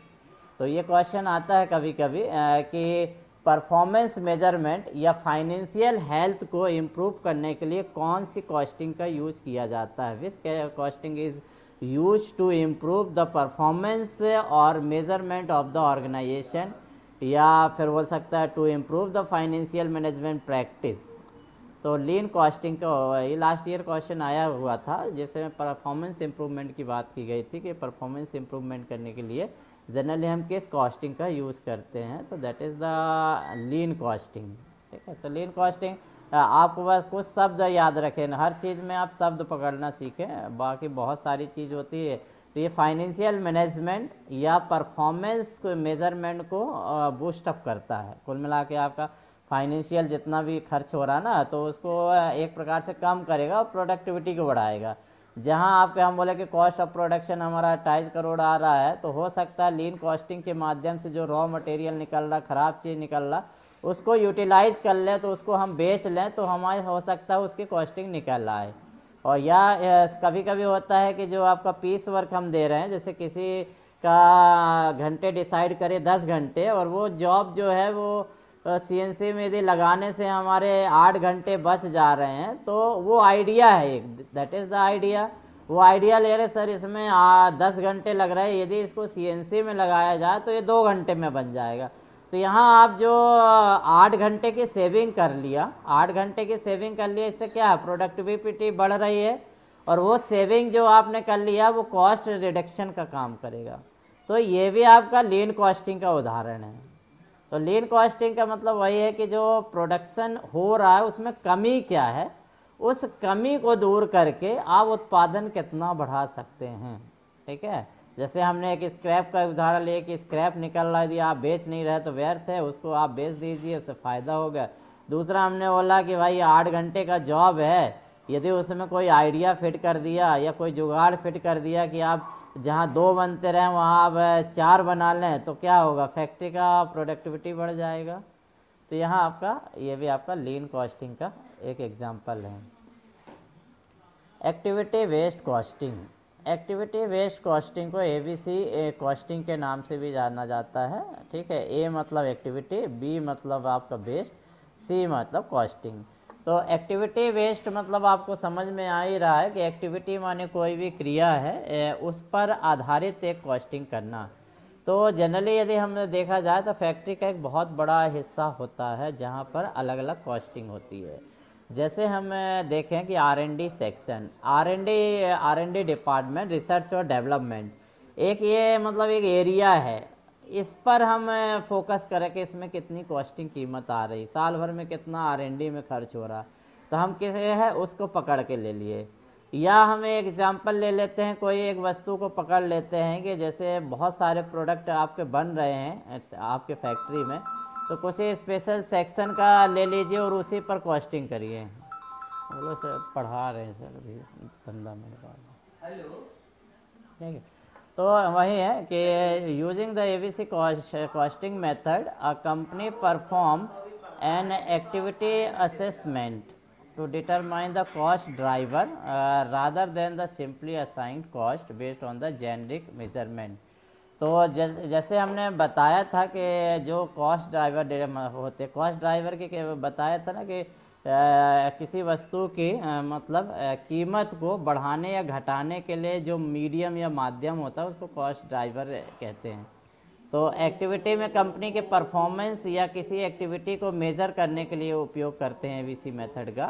ठीक है, तो मतलब जैसे हम बोलें कि कोई सेक्शन वीक है, मतलब कोई सेक्शन काम नहीं कर रहा है, जैसे आपने बोला कि यहाँ का जो आउटपुट होता है कि 10 से 8% निकलता है। अब कोई सेक्शन है जहाँ पर भाई काम ही कम हो रहा है, तो वहाँ पर आप कॉस्टिंग करिए, वहाँ कोई विशेष एक्टिविटी लीजिए कि ऐसा क्या हो रहा है कि वहाँ का उत्पादन कम है। तो आपको सारी मशीनरी में आपको चेकिंग करना पड़ेगा कि मशीन क्या है, सही काम कर रही नहीं। उसके बाद वहाँ का जो आपका मेथडोलॉजी है कि कौन सी मेथड का उपयोग कर रहे हैं, जो भी आप जॉब बना रहे हैं कौन सी मेथड का, वहाँ के स्किल का जायज़ा करना। तो ये सारे पर आपके देखना है कि वो प्रोडक्ट बनाने में हम कितना कॉस्ट कर रहे हैं या कुछ अलग से कॉस्टिंग खर्च कर रहे हैं नहीं। तो कोई भी एक एक्टिविटी लेकर उस पर ही कॉस्टिंग करना या उसके मतलब एनालिसिस करना, तो एक्टिविटी बेस्ड कॉस्टिंग होता है। For this reason activity based costing typically provide a more accurate ideas of the total cost of production as well as the profitability of the company realized that the production। ठीक है, मतलब क्या है, आपको हज़ारों component बनते हैं आपके फैक्ट्री में, किसी एक कंपोनेंट को पकड़ लीजिए, उसी पर आप अध्ययन करिए, कहने का तात्पर्य। या बहुत सारे सेक्शन होते हैं, कभी कभी क्या होता है कि ओवरहेड बढ़ता है। आपको यदि मीटिंग देखते होंगे, जब GM प्रोडक्शन मीटिंग लेता है तो वहाँ पर अपन एक चर्चा पॉइंट विषय रहता है कि सर ओवरहेड बहुत ज़्यादा है। ठीक है, इस पर कुछ विचार किया जाए। तो जीएम बोलता ठीक है, एक अपन करते हैं कि ओवरहेड कम करने के लिए एक कमिटी गठित कर देते हैं। ठीक है, वो देखेंगे कौन कौन से ओवरहेड है। तो वहाँ पर वो क्या करते हैं कि तो एक्टिविटी हो गया ना, वहाँ पर एक बोल दिया ओवरहेड, मतलब एक हिस्सा ले लिया, direct material, direct indirect material, या हम बोले डायरेक्ट एक्सपेंसेस या इनडायरेक्ट एक्सपेंसेस ना लेके हमने ओवरहेड एक चूज कर लिया। अब ओवरहेड में ही करेंगे कि भाई जो है सैलरी, जैसे ग्रुप ए की सैलरी कितनी है, फिर ग्रुप बी की सैलरी कितनी है, उस पर कितना खर्च हो रहा है, टीडी में कितना खर्च हो रहा है, ओवर टाइम में कितना खर्च हो रहा है, ठीक है, या फिर जो वेलफेयर में कितना खर्च हो रहा है, ये सारा ओवरहेड ही है। तो उसी का एनालिसिस करना, उस एक्टिविटी पर कॉस्टिंग करना, कीमत करना कि मतलब जो प्रोडक्ट में आपकी ये जो ओवरहेड ऐड हो रहा है तो उस पर कितना ऐड हो रहा है, साल भर में कितना खर्च हो रहा है। तो एक्टिविटी मतलब वही है, कोई एक विशेष क्रियाकलाप ले लीजिए किसी पर आधारित, तो उस पर आपको कीमत निकालना है। तो कंपनी निकालती है कि हर चीज़ का क्योंकि सारी का मतलब पूरा ओवरऑल लेंगे तो ऑब्जर्प्शन कॉस्टिंग कहलाएगी। तो ऑब्जर्प्शन कॉस्टिंग में आपको पता नहीं चल पाएगा कहाँ वीक पॉइंट है, पूरा फैक्ट्री का आप ले लोगे, परंतु एक पर्टिकुलर हिस्सा पकड़ लीजिए, कोई एक पर्टिकुलर एरिया पकड़ लीजिए, उसकी कॉस्टिंग करिए, या कोई एक आइटम पकड़ के कॉस्टिंग करिए, तो वो आपका एक्टिविटी कॉस्टिंग में आ जाता है। तो ये कॉस्टिंग का यहाँ टेक्निक हमारा जो 6 है ये ख़त्म होता है। इसके बाद इन्वेंट्री वैल्यूएशन। ठीक है, इन्वेंट्री वैल्यूएशन जो हमारे पास आइटम्स हैं, चाहे वो हम रॉ मटेरियल बोले, फिनिश मटेरियल बोले, तो प्लांट या मशीनरी की बात कर रहे हैं, या जो एडमिन साइड एडमिनिस्ट्रेशन मतलब स्टेशनरी यूज़ हो रहा है, या कुर्सी, मेज़, ठीक है, टेबल, चेयर, सोफ़ा, ये सारा इन्वेंट्री है। तो जनरली हम इन्वेंट्री में यदि देखें कि वैल्यूएशन जब हम करते हैं तो मैक्सिमम हम प्रोडक्शन से रिलेटेड इन्वेंट्री में ज़्यादा फोकस करते हैं। इन्वेंट्री तो ओवरऑल सारी आ जाती है, तो उसका वैल्यूएशन करना, क्योंकि कॉस्टिंग कर रहे हैं तो इन्वेंट्री की भी कॉस्टिंग होना चाहिए। इन्वेंट्री भी एक समझ ले एक एरिया है, ठीक है, एक्टिविटी कॉस्टिंग करने का है, एक्टिविटी बेस्ड यदि कॉस्टिंग करना तो आप इन्वेंट्री बस में कर सकते हैं कि इन्वेंट्री के रख रखाव में कितना खर्च हो रहा है, या ओवरऑल इन्वेंट्री जो है उसमें कितना खर्च हो रहा है। तो what is the inventory valuation, यदि बोलें कि इन्वेंट्री वैल्यूएशन क्या है, तो inventory valuation is an accounting practice, मतलब अकाउंटिंग का एक भाग है। अकाउंटिंग में एक चीज़ होती है जिसका हम जनरली अध्ययन करते रहते हैं, प्रैक्टिस करते हैं, that follows by the company to find out the value of unsold inventory stock. Unsold मतलब आपका जो बिका नहीं है, या जो फिनिश प्रोडक्ट में बदला नहीं गया है। जैसे रॉ मटेरियल रखा है, या कोई कंपोनेंट आपने बैरिंग वैरिंग दुनिया भर के फिनिश कंपोनेंट ख़रीदा हुआ है, वो आपके प्रोडक्ट में, फाइनल प्रोडक्ट में लगा नहीं है, या हम यदि फैक्ट्री से हट के किसी कंपनी के बारे में सोचते हैं जो प्रोडक्ट बेचती है बना के, ठीक है, तो उसके पास जो अनसोल्ड इन्वेंट्री रखी हुई है, तो अनसोल्ड इन्वेंट्री के रख रखाव में खर्च होता है, आपको मालूम है, ठीक है। तो एसी की भी ज़रूरत पड़ सकती है, या स्पेशल रैक की व्यवस्था हो सकती है, स्पेशल वेयर हाउस की ज़रूरत पड़ सकती है कि वेयर हाउस में आपको कई कर्मचारियों की ज़रूरत पड़ सकती है, ट्रांसपोर्टेशन की ज़रूरत पड़ सकती है, विभिन्न प्रकार के मशीनरी का उपयोग कर सकते हैं। तो जो आपके पास स्टॉक है, इन्वेंट्री है, तो उस पर कितना खर्च हो रहा है इन्वेंट्री के रख रखाव में, इन्वेंट्री को जो अनसोल्ड रखा हुआ है तो उस पर भी तो खर्च होगा समय समय पर। तो at the time they partitioning there financial statement, तो जब भी हम फाइनेंशियल स्टेटमेंट बनाते हैं तो इन्वेंट्री वैल्यूएशन का ये पॉइंट उसमें रखते हैं कि हमारे पास टोटल इन्वेंट्री कितनी है और उसके रख रखाव में हमारा कितना खर्च हो रहा है। तो ये सारा इन्वेंट्री वैल्यूएशन में आता है, ठीक है। इन्वेंट्री वैल्यूएशन में तो कितनी इन्वेंट्री है और इस इन्वेंट्री को रख रखाव में कितना हमारा खर्च हो जा रहा है, ठीक है। लेबर भी लगे रहते हैं, ट्रांसपोर्ट भी लगे रहता है, उसमें वातानुकूलित रूम भी होते हैं, चाहे ओपन स्टोर है चाहे क्लोज स्टोर है, ढेर सारे स्टोर बनाने पड़ते हैं। तो उसका वैल्यूएशन करना इन्वेंट्री वैल्यूएशन कहलाता है। फिर हम 3 टेक्निक देखेंगे, first in first out, last in first out और WAP जो टेक्निक है। 3 टेक्निक होती हैं इन्वेंट्री को हैंडल करने के लिए। Inventory stock is a asset, ठीक है। जनरली अपन बोलते हैं कि इन्वेंट्री स्टॉक जो है वो असेट्स है, संपत्ति होती है ना कि उसमें कई चल है कुछ अचल भी है। संपत्ति दो प्रकार की होती है, मतलब वेरिएबल और फिक्स्ड, जिसे हम बोलते हैं चल संपत्ति या अचल संपत्ति। जैसे हमारे पास सोना चांदी रखा हुआ, घर रखा हुआ, कार रखा हुआ है, तो कुछ चल है कुछ अचल है, पैसे वैसे हैं, कैपिटल है। तो ये पैसा यदि है तो वो तो चल है भाई, नष्ट हो जाने वाली चीज़ें हैं, ठीक है। जो शॉर्ट टर्म्स की चीज़ें होती हैं उनको हम जनरली वेरिएबल या चल बोलते हैं, जो साल 2 साल में ख़त्म हो जानी हो, और जो लंबे समय तक चलती है उसको हम फिक्स्ड बोल देते हैं। जैसे प्लांट, मशीनरी और बिल्डिंग, ये आपकी जनरली हम इसको बोलते हैं फिक्स्ड है, ये लंबे समय तक चलती है। तो इन्वेंट्री स्टॉक जब भी किसी भी ऑर्गेनाइजेशन के लिए हम उसका एनालिसिस करते हैं इन्वेंट्री स्टॉक को, तो उसको भी हमको बैलेंस शीट में जगह देनी पड़ती है। जो हमारी बैलेंस शीट है उसमें हमको रिकॉर्ड करना पड़ता है कि ऑर्गेनाइजेशन में कितनी एसेट्स या हमारी इन्वेंट्री स्टॉक में है। It need to have the financial value, ठीक है। इसके लिए फाइनेंशियल वैल्यू के भी आपको रहता है। तो फाइनेंशियल वैल्यू मतलब मैं बोला ना, इन्वेंट्री को रख रखाव में कितना खर्च हो रहा है, तो वो फाइनेंशियल वैल्यू भी की आवश्यकता होती है। This value can help you determine your inventory turnover ratio. तो आपके इन्वेंट्री के टर्नओवर के रेशियो पे डिपेंड करता है। टर्नओवर रेशियो मतलब क्या है, इन्वेंट्री कितनी आपने लाया और कितनी यूटिलाइज हो रही। जो इन्वेंट्री मतलब जैसे आपने 100 क्वांटिटी बनाया, 10 बेच दिया, तो वो टर्नओवर हो गया। 10 बेचे मतलब 100 बना रहे हैं, 10 बेच रहे हैं, तो 100:10। यदि हम बोले 100:10 के हिसाब से चल रहा है, तो यदि ऐसा 100 हर महीने आते जाएगा और हम 20 बेचते जाएंगे, टर्नओवर हमारा 20 का रहा है, तो यहाँ पर रेशियो के हिसाब से क्या है, इन्वेंट्री हमारे पास इकट्ठे होते जाएगी। तो इन्वेंट्री इकट्ठी होगी तो उसके रख रखाव में ज़्यादा खर्च होगा। तो वही है कि आपका इन्वेंट्री टर्नओवर रेशियो, कि हमारे कितनी इन्वेंट्री की ज़रूरत है। जैसे हमने बोला कि 100 आइटम बनाने के लिए यदि हमको 100 kg मटेरियल की ज़रूरत है, तो हम 100 kg ही रखें, ठीक है, ज़्यादा ना रखें। तो वही चीज़ है कि एक जो स्टॉक का मेंटेनेंस है वो उस हिसाब से डिटरमाइन करना पड़ता है कि हमारा इन्वेंट्री टर्नओवर रेशियो क्या है। Which is turn will be help you plan for your purchasing decision, क्योंकि जिस हिसाब से वो हमारा आउटपुट निकलते जाएगा उस हिसाब से हम डिसीजन लेने में सक्षम हो जाएंगे कि कितना हमको परचेस करना है। कुल मिला के वही चीज़ चल रहा है कि जैसे गन है, हमने बोला ना कि 114 गन का ऑर्डर जिसे को मिला हुआ है धनुष गन का। ये हमारा टारगेट था इस बार 30 गन बनाने का, परंतु समय की स्थिति परिस्थिति देखते हुए हो सकता है अभी हमने जैसे 4 ही गन बनाया, तो हो सकता है 15 बना लेंगे।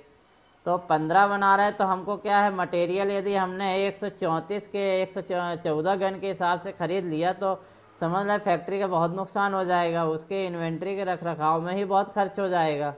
कुछ इन्वेंट्री तो होती हैं तो रखे रखे ख़राब हो जाती हैं। यदि हमको आगे के मतलब 5 साल आगे तक का आइटम खरीद लेंगे तो यहाँ नुकसान होना है। तो कुल मिला के ये सारी चीज़ मतलब पढ़ा रहे हैं वो काम आती हैं। मतलब इसका मतलब क्या है कि हमको इन्वेंट्री एनालिसिस करना है, इन्वेंट्री का भी वैल्यूएशन करना है। ये नहीं कि 5 साल के हिसाब से खरीद लो खर्च करो। जो ख़राब होने वाली चीज़ है उसको आपको जल्दी निकालना है, ये भी दिमाग में रखना है कि first in first out, last in first out, ठीक है। तो फर्स्ट इन फर्स्ट आउट मतलब यदि जो ख़राब होने वाली चीज़ है तो उसको पहले निकालना। जैसे दवा ववा रहती है ना, यदि आपने मेडिसिन है, जनरली मेडिसिन की कोई एक्सपायरी क्या होती है, 6 महीने, साल, और 3 महीने वाली भी दवाइयाँ होती हैं, तो वो भी इन्वेंट्री है। जो आपके जो डिस्पेंसरी होती है ना, फैक्ट्री डिस्पेंसरी में जितना भी दवाई आता हैगा, ठीक है, जितना भी मेडिसिन आता है वो इन्वेंट्री में कैलकुलेट होता है। तो मेडिसिन में यदि आप बोलें कि 6 महीने पहले जो दवाई आई है, तो जब डॉक्टर या आपका कंपाउंडर देगा तो उसको कौन सी दवा देना चाहिए, जो पुरानी रखी हुई वो देना चाहिए या जो नया आया हुआ अभी स्टॉक उसको देना चाहिए। तो आप यदि समझदार है तो वैसे ही समझ जाओगे कि जो एक्सपायरी होने वाली उसको निकालो। तो यहाँ जो हो गया फर्स्ट इन फर्स्ट आउट, मतलब जो पहले आया हुआ, फर्स्ट इन मतलब पहले आया हुआ, और आप पहले फर्स्ट आउट कर रहे हैं, ठीक है। जो पहले आया उसको आप पहले आओ। और लास्ट इन लास्ट आउट का मतलब होता है लास्ट इन फर्स्ट आउट, मतलब अभी आया और बेच दिए। तो जब हमें लगता है कि किसी वस्तु की कीमत डाउन होते जा रही है, ठीक है, तो डाउन हो रही, जैसे हमने 100 रुपये केजी मटेरियल ख़रीदा और 2 दिन बाद 90 रुपये हो गया, फिर 1 दिन बाद फिर पता चला कि वो 85 रुपये हो गया, तो आपको महंगा आइटम जल्दी निकालना है ना कि यार भाई महंगा निकाल लो, उसके बाद फिर हम सस्ता वाला ख़रीद लेंगे। यदि महंगा वाला आप रखे रहेंगे और सस्ता वाला ले लेंगे तो ये महंगे वाला तो आपका रखा ही रह जाएगा। तो कुल मिला के वहाँ दिमाग लगाना पड़ता है कि इन्वेंट्री वैल्यूएशन में कि कौन सी टेक्निक का यूज़ करें, उस हिसाब से हमको फ़ायदा हो। तो इन्वेंट्री में ये अपन का हो गया। Why is inventory valuation important, तो ये क्यों ज़रूरी है कि भाई इन्वेंट्री का वैल्यूएशन कर रहे हैं। तो ये आपको अभी हमने बताया कि इन्वेंट्री का वैल्यूएशन क्यों ज़रूरी होता है, क्योंकि इन्वेंट्री के रख रखाव में बहुत खर्च होता है। इन्वेंट्री यदि ख़राब हो जाती है, स्क्रैप हो जाती है, तो फैक्ट्री का बहुत नुकसान होता है। इसलिए क्या होता है, उसका वैल्यूएशन ज़रूरी होता है कि कितनी कीमत की इन्वेंट्री हमारे पास है और उस इन्वेंट्री के रख रखाव में हमको कितना खर्च हो रहा है। ठीक है, तो जनरली हमें बोलते हैं कि इन्वेंट्री का इम्पोर्टेंट के हिसाब से कि हमारे पास क्वांटिटी कितनी रिक्वायर्ड कितनी उतना ही रखें। ठीक है, you also need to rate that you can multiply by the quantity of arrived in the final value. मतलब कुल मिला के वो ये बोला है कि जो भी इन्वेंट्री हम लेते हैं तो हमारी जो क्वांटिटी होती है उसकी वैल्यू जो होती है उसका मल्टीप्लाई करते हैं तो उसका एक्चुअल वैल्यू हमारी रिसीव हो जाती है। ठीक है, तो कुल मिला के ये है। तो ये वैल्यू से संबंधित है कि जैसे जैसे आप क्वांटिटी लाते जाओगे तो ठीक है, तो उसकी वैल्यू जो करंट प्राइस है उससे मल्टीप्लाई करके वो हमारी कॉस्ट जो है बढ़ाते जाएगा। You may have paid different prices for their item through out the year. पूरे साल के दौरान आप होते हैं कि एक ही आइटम यदि लें तो उसका अलग अलग प्राइस के हिसाब से दाम चुकाने पड़ते हैं। जैसे जनवरी में यदि हमने रॉ मटेरियल ख़रीदा 50 केजी तो हो सकता है 70 रुपये केजी मिला। वही सेम मटेरियल हम यदि 3 महीने बाद खरीदते हैं तो उसका रेट कुछ और लगता है। तो यदि हमको मालूम है कि प्राइस वेरिएशन होना है, किसी में प्राइस वेरिएशन पर मंथ 2% है, मतलब फिक्स है कि 2% होता है, तो हम वो मटेरियल क्या करें, पहले ही ख़रीद लें। मतलब यदि वो ख़राब होने वाला नहीं है तो पूरा 12 महीने के हिसाब से ख़रीद लें, क्योंकि प्राइस इसका रेट बढ़ता है। परंतु यदि मौसम सीजनल कुछ चीज़ होती हैं कि आने वाले 6 महीने के बाद वो रेट गिरने वाले हैं, तो उसको हमें कम ख़रीदना है कि जब रेट गिर जाएगा तब हम ख़रीद लेंगे। तो इसलिए भी इन्वेंट्री वैल्यूएशन ज़रूरी होती है। जो भी हमारी इन्वेंट्री है, जो भी हम रॉ मटेरियल ख़रीद रहे हैं या फिर हम बोले कंपोनेंट ख़रीद रहे हैं, तो किस क्वांटिटी में ख़रीदना है ये बहुत ज़रूरी होता है। ठीक है, इन्वेंट्री वैल्यूएशन के मेथड्स यदि देखें 3 मेथड्स होती हैं। ये आपका क्वेश्चन इम्पॉर्टेंट है, ये परीक्षा में काफ़ी आता हैगा। उसके हिसाब से क्वेश्चन समझना पड़ता है, तो जितना ज़्यादा आप उसके में क्वेश्चन आप सॉल्व करेंगे आपका कॉन्सेप्ट क्लियर होते जाएगा। ठीक है, इन्वेंट्री वैल्यूएशन में फर्स्ट इन फर्स्ट आउट का मतलब होता है जो पहले आया उसको पहले निकालिए। First in first out, first in first out का आपके घर में बहुत अच्छा यूज होता है। जितनी महिलाएं होती हैं फर्स्ट इन फर्स्ट आउट का यूज़ करती हैं। जैसे गेहूं, चावल, शक्कर, ठीक है, या जो भी मिर्च मसाला लाती हैं, तो जो पहले लाया गया है, ठीक है, उसको पहले आउट कर देती है, क्योंकि ज़्यादा दिन रखेंगे तो दिक्कत हो जाएगी। तो फर्स्ट इन जो पहले आया, जैसे आपने 1 महीने पहले सामान ख़रीदा, फिर दूसरे महीने फिर ख़रीदा, फिर तीसरे महीने ख़रीदा, तो मालूम होता है कि ये ख़राब होने वाला है। तो जो पहले सबसे पहले सामान आपके घर में आया उसको पहले आप यूज़ कर लेते हैं, उसके बाद जो आया उसको बाद में यूज़ करते हैं। तो फर्स्ट इन फर्स्ट आउट का भी हमको इन्वेंट्री में ध्यान रखना पड़ता है, क्योंकि यदि आप जैसे स्टोर में यदि कोई काम कर रहा होगा, इसमें ग्रुप में काफ़ी लोग हैं जो स्टोर में काम कर रहे हैं, तो स्टोर वाले को पूरा लिखा होता है कि जैसे केमिकल है, कोई केमिकल आया हुआ है जैसे कि एसिड है, तो एसिड क्या होता है 6 महीने में वो रिएक्ट करने लगता है, तो वो ऑटोमेटिक जिस कैन में आएगा, कैन को मतलब वो ख़राब करके बहने लगेगा। तो उनको बाद डेट रहती है कि ये लॉट जो है, मतलब जैसे 1000 लीटर का लॉट आया है, जनवरी में आया है, उसके बाद मार्च में फिर आपका एक लॉट आया है 1500 लीटर का आया है। तो वो क्या करते हैं कि जो पहले आया फर्स्ट इन, ठीक है, ये इन्वेंट्री है हमारे पास। फर्स्ट इन जो पहले आया उसको पहले निकालो। तो ये स्टोर वाले को मालूम होता है कि कौन सा आइटम ख़राब होने वाला है, तो जो ख़राब होने वाला जो पहले हमारे पास आया उसको पहले निकालेंगे। तो एक तो यहाँ तो तुरंत समझ में आ जाता है कहने हैं। इसी प्रकार जो रेट का रहता है, वेरिएशन रहता हैगा कि ज़्यादा कीमत, जैसे हमारे पास पुराना माल रखा है कि हमने 1000 केजी के हिसाब से कोई एल्यूमिनियम लिया हुआ है, एल्यूमिनियम राड है 1000 केजी के हिसाब से। अभी रेट क्या है उसका कम होते जा रहा है, तो जो हम पुराना वाला पड़ा है हायर रेट का उसको हम पहले यूज कर लें, ठीक है, तो वो हमारा हायर रेट वाला वो है, वो आपका मतलब एक प्रकार ख़त्म हो जाएगा। उसके बाद हम सस्ता वाला फटाफट ले लेके माल भर लेंगे। नहीं तो पता चला कि रेट बढ़ गया तो पुराना भी रखा हुआ है और नया भी रखा है, तो रेट क्या हो गया, इन्वेंट्री की कीमत आपकी बढ़ते जा रही है। तो कुल मिला के हमको ये देखना कि प्रॉफिट किस में हो रहा है, फर्स्ट इन फर्स्ट आउट में या last in first out. Last in first out मतलब जो आखिरी में आया उसको पहले निकालना है, ठीक है, लास्ट इन फर्स्ट आउट में। जैसे आप लाइन में लगते हो ना, तो लाइन में लगते हो तो जनरली क्या होता हैगा, फर्स्ट इन फर्स्ट आउट होता है, first come first serve. Line में अभी कभी भी लगे हो, टिकट की लाइन में लगे हो तो क्या होगा, जो पहले आया उसको पहले ही सर्विस मिल जाएगी, first in first serve. Last in last out में क्या होता है, जैसे बुक वाला देखा होगा, एक के ऊपर एक बुक रखते जाते हैं। सपोज एक के ऊपर एक आपने बुक रखा और आपको बोला बुक निकालिए, तो बुक कौन सी निकालेंगे, नीचे वाली तो निकालेंगे नहीं, पूरा ही डिस्टर्ब हो जाएगा, गिर जाएगा। तो लास्ट इन फर्स्ट आउट, जो सबसे ऊपर किताब आपने रखी हुई है आप उसी को आप पहले निकालेंगे।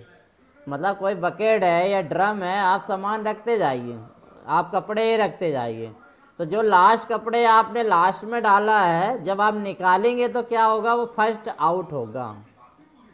तो इन्वेंट्री वैल्यूएशन में भी यही हमको देखना है कि भाई हमको फ़ायदा कहाँ से हो रहा है, ठीक है। यदि बाद वाले आइटम को निकालने से फ़ायदा है तो बाद वाला निकालिए, यदि पहले वाला आइटम निकालने से फ़ायदा है तो पहले वाला निकालना है। तो first in first out, last in last out.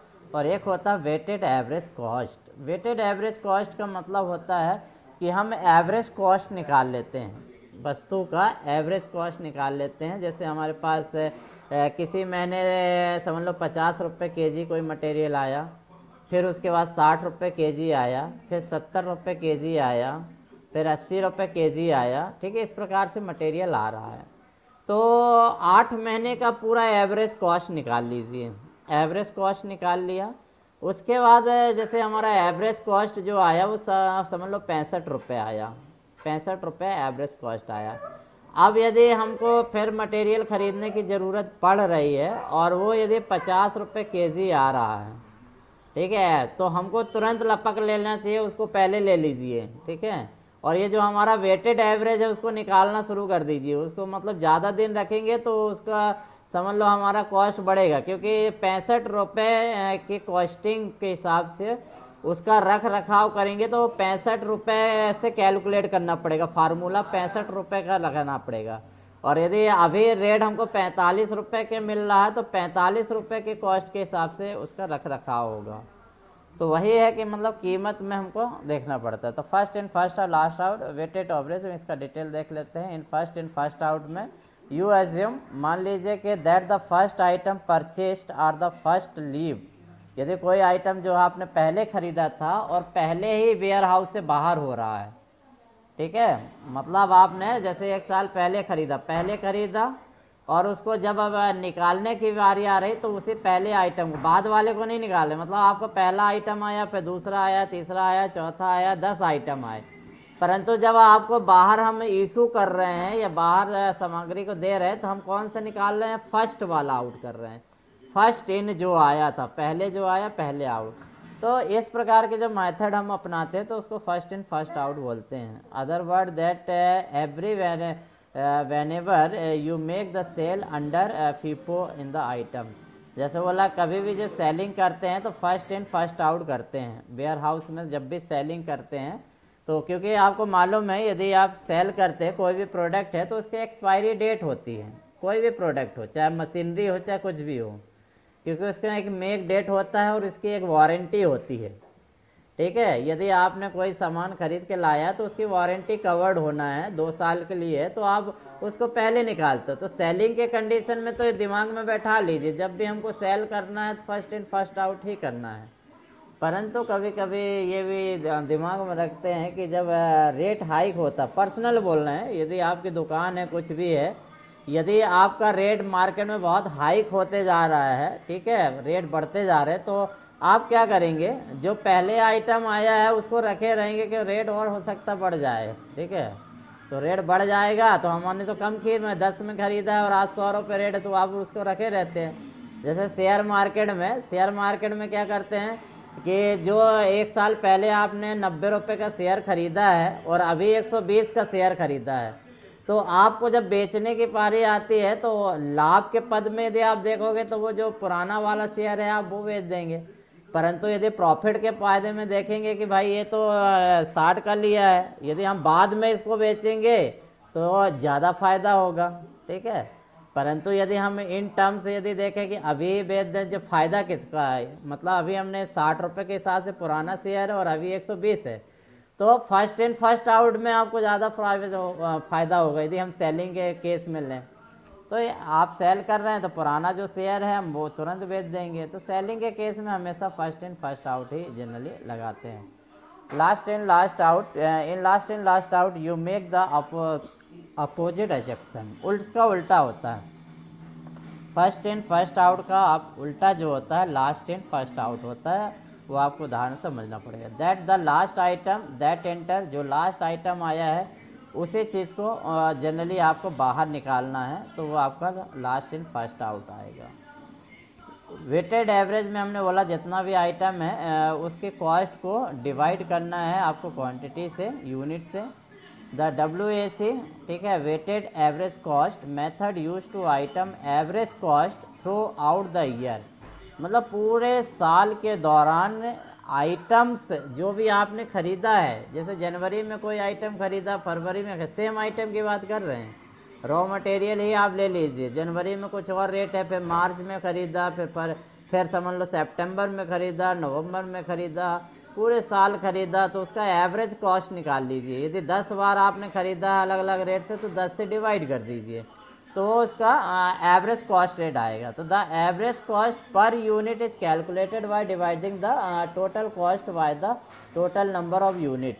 तो जनरली जितना भी यूनिट है उसको टोटल कॉस्ट एवरेज कॉस्ट निकाल लीजिए, डिवाइड कर दीजिए, तो आज की कॉस्टिंग आ जाती है। या हमको बोल सकते हैं कि जो परचेस ड्यूरिंग द ईयर है उसका एक प्रकार से रफ मिल जाता है, ठीक है। तो एक ये भी होता है कि वेटेड कॉस्टिंग एवरेज कॉस्ट का भी हम यूज़ करते हैं कभी कभी, कि अभी जैसे हमने बोला ना कि यदि पुराना कॉस्ट 6 महीने का कॉस्टिंग यदि हमको 65 रुपये आ रहा और नया कॉस्ट हमको ज़्यादा आ रहा, तो पुराना वाला जो है पहले उसको खर्च कर लीजिए, ज़्यादा होगा, ठीक है, नए वाले को आप बाद में करें। तो एवरेज कॉस्ट, तो ये मेथड है कि कहाँ यूज़फुल होती है, जहाँ जहाँ फ़ायदा होता है इन्वेंट्री में हम उसको यूज़ करते हैं। फैक्ट्री में लिफो फीफो जनरली जहाँ पर फ़ायदा हो वहाँ यूज़ करते हैं क्योंकि अलग अलग फैक्ट्री है, अलग अलग सिचुएशन है। इसके बाद आता है आपका बजट। कॉस्टिंग में ये, क्योंकि जब हम कॉस्ट अकाउंटिंग पढ़ते हैं या फैक्ट्री अकाउंटिंग पढ़ते हैं तो जनरली हम क्या बोलते हैं कि पहले तो हम अकाउंटिंग की टर्मिनोलॉजी एलिमेंट पढ़ लेते हैं कि भाई डायरेक्ट एक्सपेंसेस, डायरेक्ट क्या होता है, इनडायरेक्ट क्या होता है, एक्सपेंसेस क्या होता है, वो सारा चीज़ करते हैं। उसके बाद क्या होता है, पूरा फैक्ट्री का अपन कैलकुलेशन करते हैं कि साल भर में कितना आय हुआ और कितना व्यय हुआ। तो जब आय व्यय का, बेटे साउंड बंदी करो, तो जब आय व्यय का विवरण हम किसी सीट में प्रेजेंट करते हैं, आय और व्यय यदि आप देखोगे, जब उसका हम एक समाहित करते हैं सीट में, एनालिसिस करते हैं पीरियोडिकल माने 6 महीने साल में, तो उसको हम जनरली बजट का नाम देते हैं कि वो बजट है। तो बजट आप घरेलू बजट भी बनाते होगे, यदि आप देखते तो आपके घर का भी रहता है कि आपका आय जो है, जैसे हमारी सैलरी 30,000 हुई तो 30,000 के हिसाब से आप पूरा बजट बनाते हैं ना, कि स्कूल की फ़ीस इतनी हुई, ठीक है, कैंटीन से इतने का सामान लाना है, ग्रोसरी इतना आइटम होगा, ठीक है, मोबाइल रिचार्ज हो गया, इलेक्ट्रिसिटी हो गया, आपका गैस का हो गया, ये सारा आप लेखा जोखा करते हैं। और कुल मिला के कोशिश ये रहती है कि जितनी आय हो उसी पर व्यय करना और उसी में सेविंग हो जाए। तो ये जनरली फंडा है। उसी बजट को फैक्ट्री में भी यूटिलाइज किया जाता है। फैक्ट्री में भी वही फंडा होता है कि भाई बजट क्या है, हमारे पास टोटल कितना पैसा और कितना है। तो हम जितना भी इशू करें, जैसे इस साल हमने जितना भी गन इशू किया या जो भी हमने प्रोडक्ट सेलिंग किया आर्मी को, तो हमारे पास एक लमसम अमाउंट आएगा। जैसे हमारे पास समझ लो 1000 करोड़ रुपए है, तो 1000 करोड़ रुपए है, तो उस 1000 करोड़ का जो है उसी पे हमको सैलरी देना है, उसी पे रॉ मटेरियल खरीदना है, उसी पे ओवरहेड खर्च करना है। तो ये सारे अपन देखना है ना कि भाई हमारे 1000 करोड़ है तो उसी पर खर्च होना चाहिए। तो इस प्रकार से मतलब जनरली करते हैं। तो budget in the estimation of the revenue और एक्सपेंसेस, जनरली जो हमारी आय होती है या व्यय होता है उसी का एस्टिमेशन है, एक प्रकार से मूल्यांकन है स्पेसिफिक फ्यूचर पीरियड टाइम। तो जनरली इसका यूज़ आपको मालूम है कि बजट क्या होता है कि जो फ्यूचर में हमारा कितना आएगा वो एक आइडिया देता है। जैसे हमने सॉफ्ट बजट कमेटी और सेंट्रल बजट कमेटी है उसमें हमने अच्छे से बताया हुआ है कि वो क्या करते हैं कि एक साल के सॉफ्ट बजट कमेटी या सेंट्रल बजट कमेटी का वैल्यूएशन करके वेरिएबल ओवरहेड जो है वो फिक्स कर देती है हर सेक्शन का। क्योंकि भाई पिछले बार आपको सेक्शन को 1 करोड़ लगा हुआ है, अगले बार जब आप फिर आप खर्चा दिखाएंगे कि 1 करोड़ 20 लाख है, तो नेक्स्ट ईयर में आपको क्या करेंगे कि नेक्स्ट ईयर मतलब पीरियोडिक बेसिक, तो नेक्स्ट पीरियड में आपको 1 करोड़ 20 लाख का बजट कर देंगे, क्योंकि आपके खर्चे बढ़ रहे हैं या हो सकता है आप कुछ एडिशनल चीज़ उसमें ऐड किए हों। Budget can be made for a person, budget generally होता है व्यक्ति के लिए हो सकता है, ग्रुप ऑफ पीपल के लिए हो सकता है, बजट किसी बिजनेस के लिए हो सकता है, बजट गवर्नमेंट का हो सकता है, just about anything else that make and spend money. तो किसी का भी बजट हो सकता है जहाँ पर पैसे आप बनाते हो और पैसे खर्च करते हो। तो जहाँ पे भी रुपए आ जाएगा कि आमदनी आ जाएगी और खर्चा आ जाएगा, वहाँ पर बजट शब्द आएगा ही। तो बजट है, बजट के कई प्रकार के बजट होते हैंगे, ठीक है। Importance to budget of accounting, तो ये मालूम है, इसको बार बार मतलब बताना नहीं, वही सब लिखा हुआ है कि जनरली बजट से क्या होता है, हमें फ्यूचर में या भविष्य में कितना खर्च करना है या कितनी हमारी आय है उसका हम एक्चुअली सही तरीका निकाल पाते हैं, उसका आकलन कर पाते हैं कि हमको किस हिसाब से बिजनेस को चलाना है उस और किस हिसाब से नहीं चलाना है, ठीक है। Budget can B benefit business for all size, generally चाहे छोटा बिजनेस हो बड़ा बिजनेस हो सभी में वो जनरली बेनिफिट के लिए होता है कि बजट बनाने से हमको क्या फ़ायदे हों वो उस पर ध्यान देता है। Most businesses utilise a budget to keep financial organise और मेक टैक्स फाइलिंग सिंपलर। कई लोग बजट बनाते हैं टैक्स फाइलिंग के लिए, क्योंकि वो आय व्यय होता है, यदि आय और व्यय में जो डिफरेंस होता है जनरली उसी पर टैक्स देना है। टैक्स किस पे दिया जाता है, जनरली लाभ पर, प्रॉफिट में, ठीक है, आय और व्यय में नहीं दिया जाता। जैसे 100 करोड़ हमने कमाया, 100 करोड़ कमाया, 90 करोड़ खर्च कर दिया, ठीक है, ये सैलरी बांट दिया, तो 90 करोड़ में हमको टैक्स नहीं देना है। 100 करोड़ और 90 करोड़ के बीच का डिफरेंस क्या आया, यदि वो प्रॉफिट में है 10 करोड़ तो 10 करोड़ पर हमको टैक्स देना है। तो कुछ लोग टैक्स फाइलिंग के लिए भी बजट बनाते हैं कि बजट कंपलसरी है, हर कंपनी बजट बनाती है क्योंकि उसको टैक्स फाइलिंग भी करना है। तो एक उद्देश्य वह भी हो सकता है। In a budget you list out individual expenses, ठीक है, जैसे बोला है कि जनरली आप जो होते हैं एक लिस्ट बनाते हैं कि व्यक्तिगत रूप से जो भी आप एक्सपेंस करते हैं, और subtract cost and work towards financial planning for the future, और फ्यूचर के हिसाब से उस पर आप थोड़ा कटिंग करना स्टार्ट कर देते हो कि भाई इतना खर्च हो रहा है और आमदनी कम है, तो नेक्स्ट टाइम क्या है आप सब्ट्रैक्ट करते हैं कॉस्ट का कि उसमें कॉस्टिंग में थोड़ा कमी की जाए ताकि आप फ्यूचर फाइनेंशियल डिसीजन ले सकें, उसको प्लानिंग कर सकें। Types of budget in accounting, accounting में यदि हम बजट देखें तो बजट भी बहुत प्रकार के होते हैं। यहाँ हम कुछ कॉमन बजट के टाइप्स लिए हुए हैं। Business often employ budgeting software for the more hands off approach are tracking expenses. Generally यदि हम बोलें कि बिजनेस में आजकल विभिन्न प्रकार के बजट सॉफ्टवेयर आ गए हैं। जैसे टैली है, टैली भी एक बजटिंग का काम करेगा, ठीक है, पूरा है।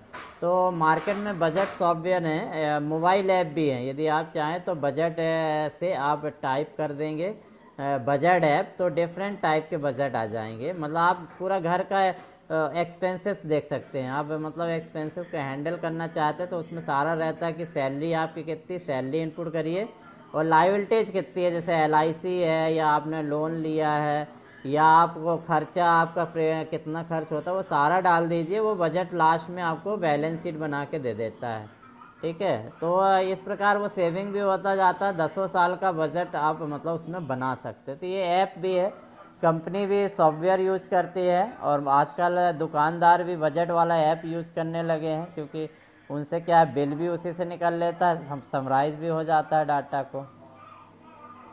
तो but it's still good to know what kinds of budget are available. यह ज़रूरी होता है कि भाई हम बजट तो बहुत सारे हैं, तो कौन सा ठीक बजट होगा, मतलब किस प्रकार के बजट का आप यूज़ करें ऑर्गेनाइजेशन में जो आपको बेनिफिशियल हो और सही इन्फॉर्मेशन दे सके। तो here are some types of accounting budget हैं। जनरली यहाँ 10 प्रकार के अकाउंटिंग है, इसके अलावा भी और हैं, ठीक है, 10 ही नहीं होते, मैं बता दे रहा हूँ पहले, ठीक है। ये जनरली क्या है, जो एग्ज़ाम में आया हुआ है, JWM एग्ज़ाम में बजट का पूरा डिटेल चैप्टर है। बजट के टाइप्स, बजट के बेनिफिट्स, इम्पोर्टेंस ऑफ बजट। तो वहीं से पिछले लास्ट ईयर भी एक बजट का क्वेश्चन आया हुआ, आपने देखा 2 बजट के साथ क्वेश्चन आए हैं। तो बजट का क्वेश्चन आया, इसलिए बजट का चैप्टर हमने रखा हुआ है। तो इसमें है basic budget, short term budget, fixed budget, cash budget, flexible budget, functional या operational budget, master budget, performance budget, static budget, labour budget. तो इतने प्रकार के बजट हैं, ठीक है। तो जनरली देखें कि सबके पर्पस होते हैं और किस समय यूज करना है, किस बजट के क्या फ़ायदे हैं और कब यूज़ करते हैं, ये चीज़ सब रटने वाली चीज़ होंगी। थोड़ा समझना है, थोड़ा रटना है। बेसिक बजट मतलब सामान्य बजट होता है जो जनरली घरों में अपन यूज़ करते हैं एक प्रकार से। The purpose of basic budget is to map out the simple expenses और इनकम। सामान्यतः जो हमारी इनकम हो रही है, हमारा कितना एक्सपेंसेस हो रहा है, उसको यदि आपको मैप आउट करना है, दर्शाना हो, तो हम बेसिक बजट का यूज़ कर सकते हैं। Uh basic budget can be created spreadsheet, जो MS एक्सेल सीट होती है ना, आपने कंप्यूटर में एक्सेल पढ़ा होगा, तो सामान्य एक्सेल सीट में भी बनाई जा सकती है। या कोई ये टेम्पलेट है, टेम्पलेट माने मार्केट में टेम्पलेट भी मिलते हैं, इंटरनेट में भी मिल जाएगा। मतलब उसमें सब रहता है, एक साइड आय रहेगा, एक साइड व्यय रहेगा, और नीचे आपका प्रॉफिट या लॉस लिखा रहेगा। तो वो मतलब टेम्पलेट में भरते जाइए कि भाई ट्यूशन फीस बच्चों की कितनी है, ग्रोसरी कितना है, इलेक्ट्रिसिटी बिल कितना है, ये सारा आप भर दीजिए, टेम्पलेट बना रहता है। और उसको मैनुअली कैलकुलेट करके यूज़ कर लीजिए। या फिर हम बोले कंप्यूटर में स्प्रेडशीट, MS एक्सेल में टेम्पलेट भी मिल जाएगा बजट वाला, उसका भी यूज़ कर सकते हैं या मैनुअल कर सकते हैं। Is a great for the whole home और बिजनेस बजटिंग। तो जनरली छोटे बजट, जहाँ मतलब छोटा जो ऑर्गेनाइजेशन होता है ना, जैसे आपकी शॉप है, दुकान है, छोटी दुकान है या घर का बजट होता है, तो वहाँ पर हम बेसिक बजट का यूज़ करते हैं। एडवांटेजेस क्या हैं? बेसिक बजट्स आर सिंपल और flexible and can be use by the most people with ease. आसानी से यूज़ किए जाने वाला सबसे साधारण और फ्लेक्सिबल बजट होता है जो आप यूज़ करते हो घरों में, ठीक है। मतलब आपकी इनकम कहाँ कहाँ से हो रही है। यदि आपकी सैलरी बस से हो रही तो आप सैलरी बस लिखते हो। यदि बैंक से ब्याज मिल रहा तो आप ब्याज भी ऐड करिए कि इंटरेस्ट, FD है, रिकरिंग है, आपको कहाँ से मिलने वाला है उस महीने, वो लिख लीजिए। और दूसरे साइड आप खर्चा लिखते जाइए कि डेबिट क्या होते जा रहा है। और लास्ट में दोनों को ऐड करके इसका डिफरेंस निकाल लीजिए। डिफरेंस निकालते हैं तो उसका प्रॉफिट या लॉस आ जाता है, तो उसी को हम बोलते हैं बेसिक बजट। इसमें आपको बिना नॉलेज के आप कुछ भी उसमें कर सकते हो, मतलब ज़्यादा डीप नहीं होता कुल मिला के। तो यूज़ कब करना है? स्मॉल बिजनेस, ये शब्द याद रखिए। बेसिक बजट का उपयोग स्मॉल बिजनेस या फिर घरेलू खर्चे, घरेलू जो खर्चे होते हैं उसको मेंटेन करने के लिए बेसिक बजट का यूज़ करते हैं। आपका क्वेश्चन इसी से आना है। यदि आप ये लाइन हमेशा सभी की पढ़ लेंगे तो आपका क्वेश्चन 100% सक्सेस हो जाएगा, क्योंकि क्वेश्चन जो बनना है आपको इसी से बनना है। कब यूज़ करना है, सिंपल यहीं से सेंटेंस उठाएगा और आपको पटक देगा, मतलब बोल देगा the budget which is use to household expenses and small business expenses. 4 budget के नाम दे देगा, एक बजट आपसे पूछेगा। तो यहाँ आपको हिंट कर रहा है कि भाई ये ऐसा बजट जो कि हाउस होल्ड एक्सपेंसेस या फिर स्मॉल बिजनेस एक्सपेंसेस के लिए यूज़ किया जाता है, तो उस बजट का नाम क्या है, तो यहीं से आएगा। ठीक है, बाकी एडवांटेज भी पढ़ लीजिए कि भाई बेसिक बजट के क्या फ़ायदे हैं। तो बेसिक बजट क्या होता है, यदि विषय सिंपल होता है, फ्लेक्सिबल होता है, मोस्ट पीपल यूज करते हैं, इजी होता है, ये सारा चीज़ होगा। शॉर्ट टर्म बजट, ठीक है, जो थोड़े समय के लिए जनरली हम बनाते हैंगे, ठीक है, उसको शॉर्ट टर्म बजट बोलते हैं। पूरे साल भर के लिए ना बना के 15 दिन के लिए बना लिया, 10 दिन के लिए बना लिया, इस प्रकार से शॉर्ट बजट। तो uh short term budget is design to the help of business individual plan for short term expenses and manage funds in the shorter time span. ठीक है, जैसे कि क्या है, अपन ने 3 महीने का कोई कार्यक्रम किया है कि ये 3 महीने में ये काम कराना है। जैसे क्या है, आपके फैक्ट्री में स्टेड है, स्टेड में यदि खर्च करना है कि टाइल्स लगवाना है, तो आपका स्टेड बहुत बड़ा है, तो बोल दिया इस बार टाइप 3 जो है, टाइप 3 के में टाइल्स लगवाई जाए। तो यहाँ हमने एक शॉर्ट टर्म ले लिया कि 3 महीने में इतना जो है हम यहाँ कर पाएंगे, तो उतना एक बजट का कर लिया कि भाई यदि इतने क्वार्टर में यदि हम टाइल्स लगवाएं तो कितना खर्च आएगा, तो उस पर हम शॉर्ट टाइम बजट का यूज़ कर सकते हैं। ठीक है, manage fund in the shorter time spawn. तो ये शॉर्ट टाइम मतलब समझ में आ गया, थोड़े समय के लिए जो बनता, मतलब साल भर के लिए नहीं बनाते, कोई टाइम स्पेस के 15 दिन का भी बजट हो सकता है 20 में। जैसे है, यदि फैक्ट्री को एनालिसिस करना है कि भाई 12 महीने में इतने करोड़ खर्चा होता, तो 1 महीने में कितना होता है, तो वो 1 महीने का ही बजट बना ले लफरी में। तो एक प्रिडिक्शन तो कर सकता है कि 1 महीने में यदि समझ लो 50 लाख खर्च हुआ है, तो हर महीने 50 लाख तो खर्च होगा, या 6%, 5%, 10% वेरिएशन हो सकता है। तो शॉर्ट टाइम बजट जनरली कुछ समय के लिए बनाए जाते हैं। The short time budget provide more focus look into the short term expenses. ऐसे एक्सपेंसेस जो शॉर्ट टर्म के लिए होते हैं, कुछ समय के लिए हम करते हैं। बजटिंग गोल्स या शॉर्ट टर्म इनकम सोर्सेस। ठीक है, जैसे हमको अभी समझ लो इंसेंटिव बोनस मिलने वाला है, तो इंसेंटिव बोनस मिला, या फिर हम PLV बोल रहे हैं, PLV मिला, तो वो एक शॉर्ट टर्म है, हमारा हर महीने तो नहीं मिलना है, एक बार मिल गया, तो उसके खर्चा यदि हम बना लें तो शॉर्ट टर्म ही बनेगा, साल भर के लिए नहीं बनेगा। 15 आया पर 15 दिन में खर्च करना है, तो वो एक्चुअली शॉर्ट टर्म इनकम।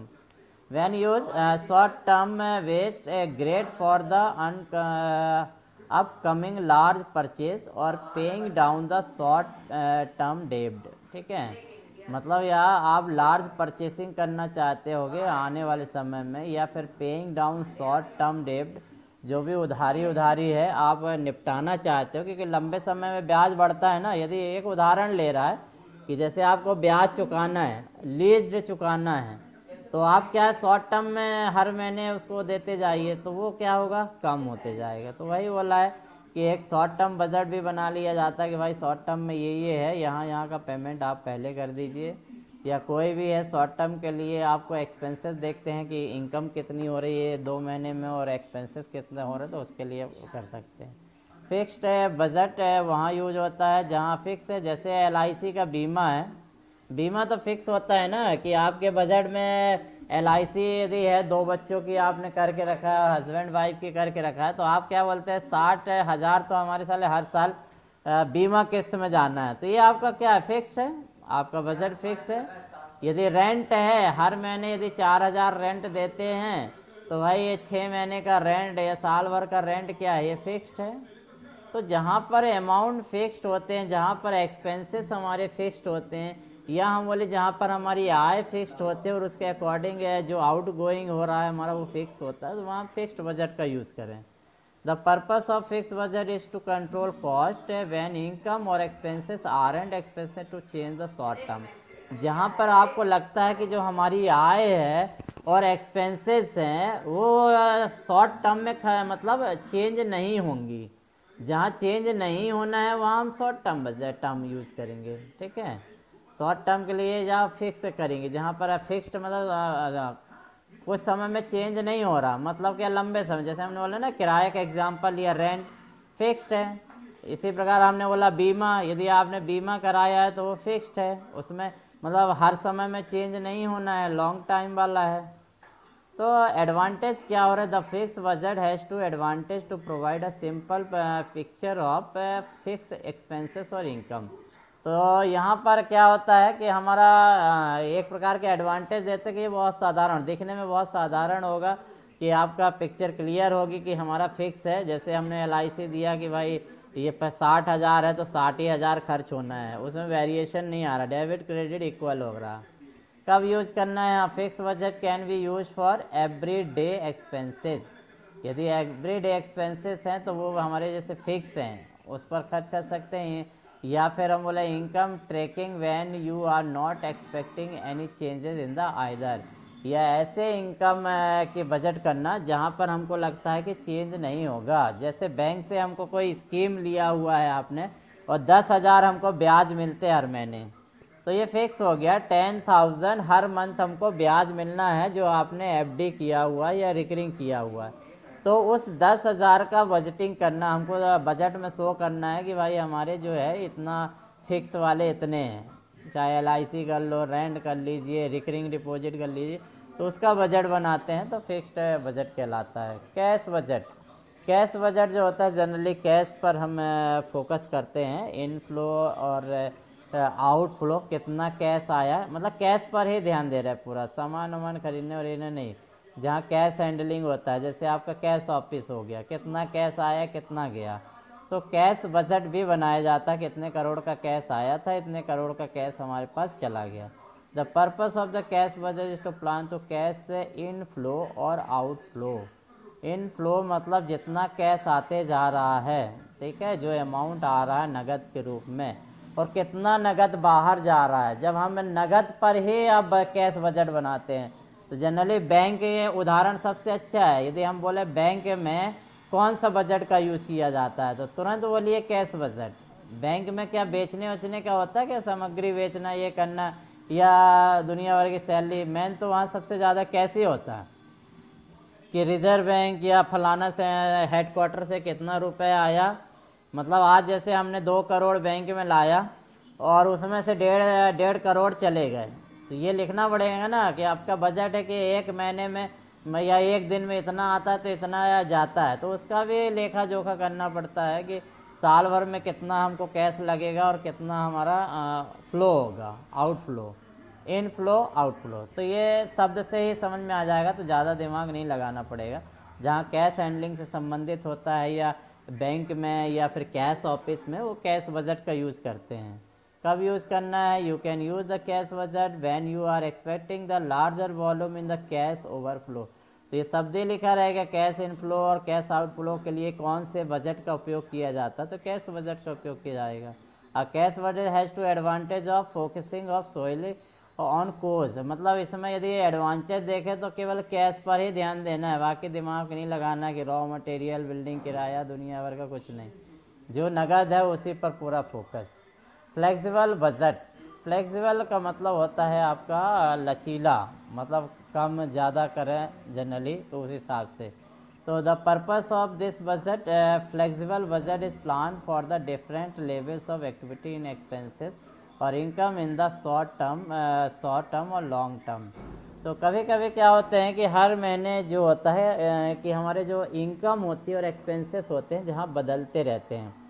जहाँ यदि फिक्स है तो फिक्स बजट, याद रखिए, जहाँ पर इनकम फिक्स है, खर्चे फिक्स हैं, वहाँ फिक्स बजट। जहाँ पे आपके इनकम किसी महीने ज़्यादा है, किसी महीने कम है, आपके खर्चे एक्सपेंसेस ज़्यादा है, ऊपर नीचे जा रहा है, ठीक है।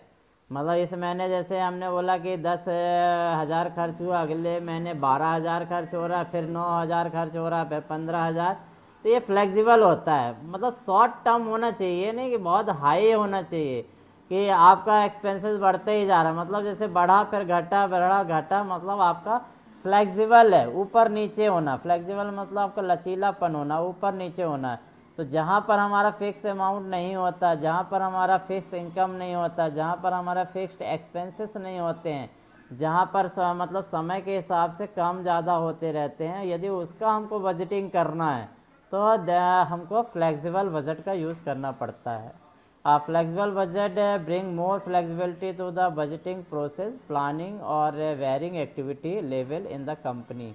तो वही बोल रहा है कि कंपनी के अलग अलग लेवल पर देखा जाता है कि उसमें कितना वेरी करता है। जो भी आपने प्लान किया हुआ है कि जैसे साल भर के लिए प्लान किया हुआ है और महीने में ऊपर नीचे हो रहा है, तो ऐसे वाले प्लान में हम फ्लेक्सिबल बजट का यूज़ कर सकते हैं।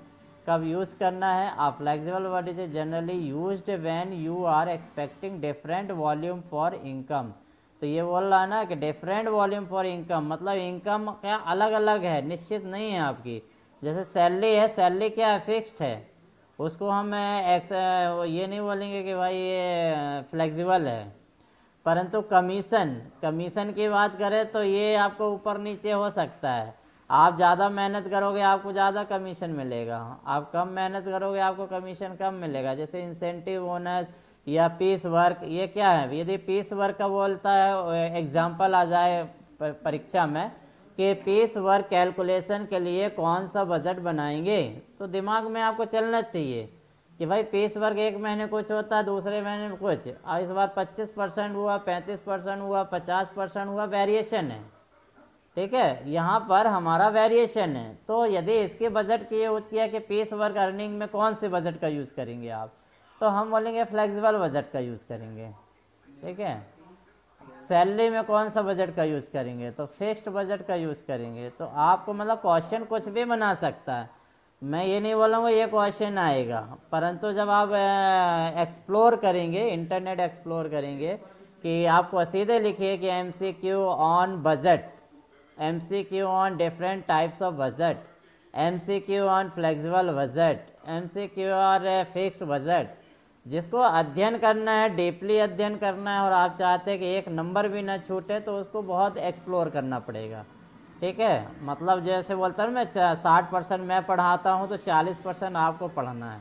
तो 40% मतलब जो अलग से मेहनत करेगा, आइडियाज़ मैं दे सकता हूँ, मैं पढ़ा नहीं सकता हूँ कि वो पूरा चीज़ मैं बता दूँ, मगर आइडियाज़ मैं बीच बीच में देता रहता हूँ। उस आइडियाज़ को फॉलो करेंगे तो आप हो सकता है आगे निकल, क्योंकि जितने लोग कोचिंग पढ़ रहे हैं समकक्ष ही रहेंगे। जो मैं पढ़ा रहा हूँ तो वो लगभग सभी को समझ में आएगा। 2% 5% का वेरिएशन हो सकता है, बाकी नंबर में भी वही रहेगा। परंतु जो एडिशनल पढ़ा हुआ है तो वो एडिशनल है। यदि मैं क्वेश्चन बना रहा हूँ सेम है, यदि कोई दूसरा ऑर्गेनाइजेशन बना रहा है, तो वहाँ पर अंतर समझ में आएगा। जो 40% एक्स्ट्रा पढ़ेगा उसको ज़्यादा नंबर आएंगे। इसके बाद फंक्शनल या ऑपरेशनल बजट होता है। ठीक है, कोई भी कार्य के हिसाब से या फिर ऑपरेशन के हिसाब से जो बजट बनता है उससे। एन ऑपरेशन या function budget applies to one specific operation of the business. मतलब कोई भी बिजनेस है उसका कोई भी एक पार्ट ले लीजिए, स्पेसिफिक ऑपरेशन ले लीजिए, उसमें कितना खर्चा हो रहा है। जैसे हमने बोला ना, इस बार ले लीजिए टीडी में, मतलब टीडी या डेपुटेशन में यदि फैक्ट्री को करना है कि भाई उसने एफएनडे को आदेश दिया है एक रिपोर्ट लेके आओ पूरे साल भर में, पिछले साल मतलब 21-22 में कितने लोग टीडी डेपुटेशन में गए हैं। ठीक है, उन्होंने मतलब क्या दे दिया, एक ऑपरेशन दे दिया। बिजनेस का तो ऑपरेशन ही हुआ एक प्रकार से। मतलब टीडी में आप फैसिलिटी दे रहे हो, उसमें एक्सपेंसेस हो रहा, खर्चा हो रहा, वो आपको दे दिया। तो उस पार्ट में कितना खर्चा हो रहा है उस मतलब ऑपरेशन में, तो वो आपका जब कैलकुलेशन करते हैं तो उसका अपना ऑपरेशनल या फंक्शनल बजट में आ जाता है। End of the master budget. ठीक है, मास्टर बजट में भी अभी देखेंगे। ठीक है, मतलब वही बोला कि मास्टर बजट या किसी बिजनेस के कोई एक पार्ट ले लीजिए, ऑपरेशन ले लीजिए। ठीक है, जैसे आप सपोज साल भर में कोई मशीन ही का ले लो, मशीन मेंटेनेंस में कितना खर्च होता है, तो बिजनेस का एक पार्ट हुआ ना कि मेंटेनेंस में कितना खर्च होता है। जब मास्टर बजट बनाते तो सारा आ जाता है, लेबर का खर्चा, मटेरियल का खर्चा, ओवरहेड का खर्चा, ये सारा मास्टर में आ जाता है, ठीक है। या बिजनेस बजट हम बोलें या मास्टर बजट आया तो फुल बजट। परंतु यदि हम बोलें कि भाई किसी फंक्शन का, किसी स्पेसिफिक काम का, ऑपरेशन का जब बजट बनाएंगे तो फंक्शनल या ऑपरेशनल बजट कहलाएंगे। तो द एडवांटेज क्या है, ये है कि is that only apply the specific department.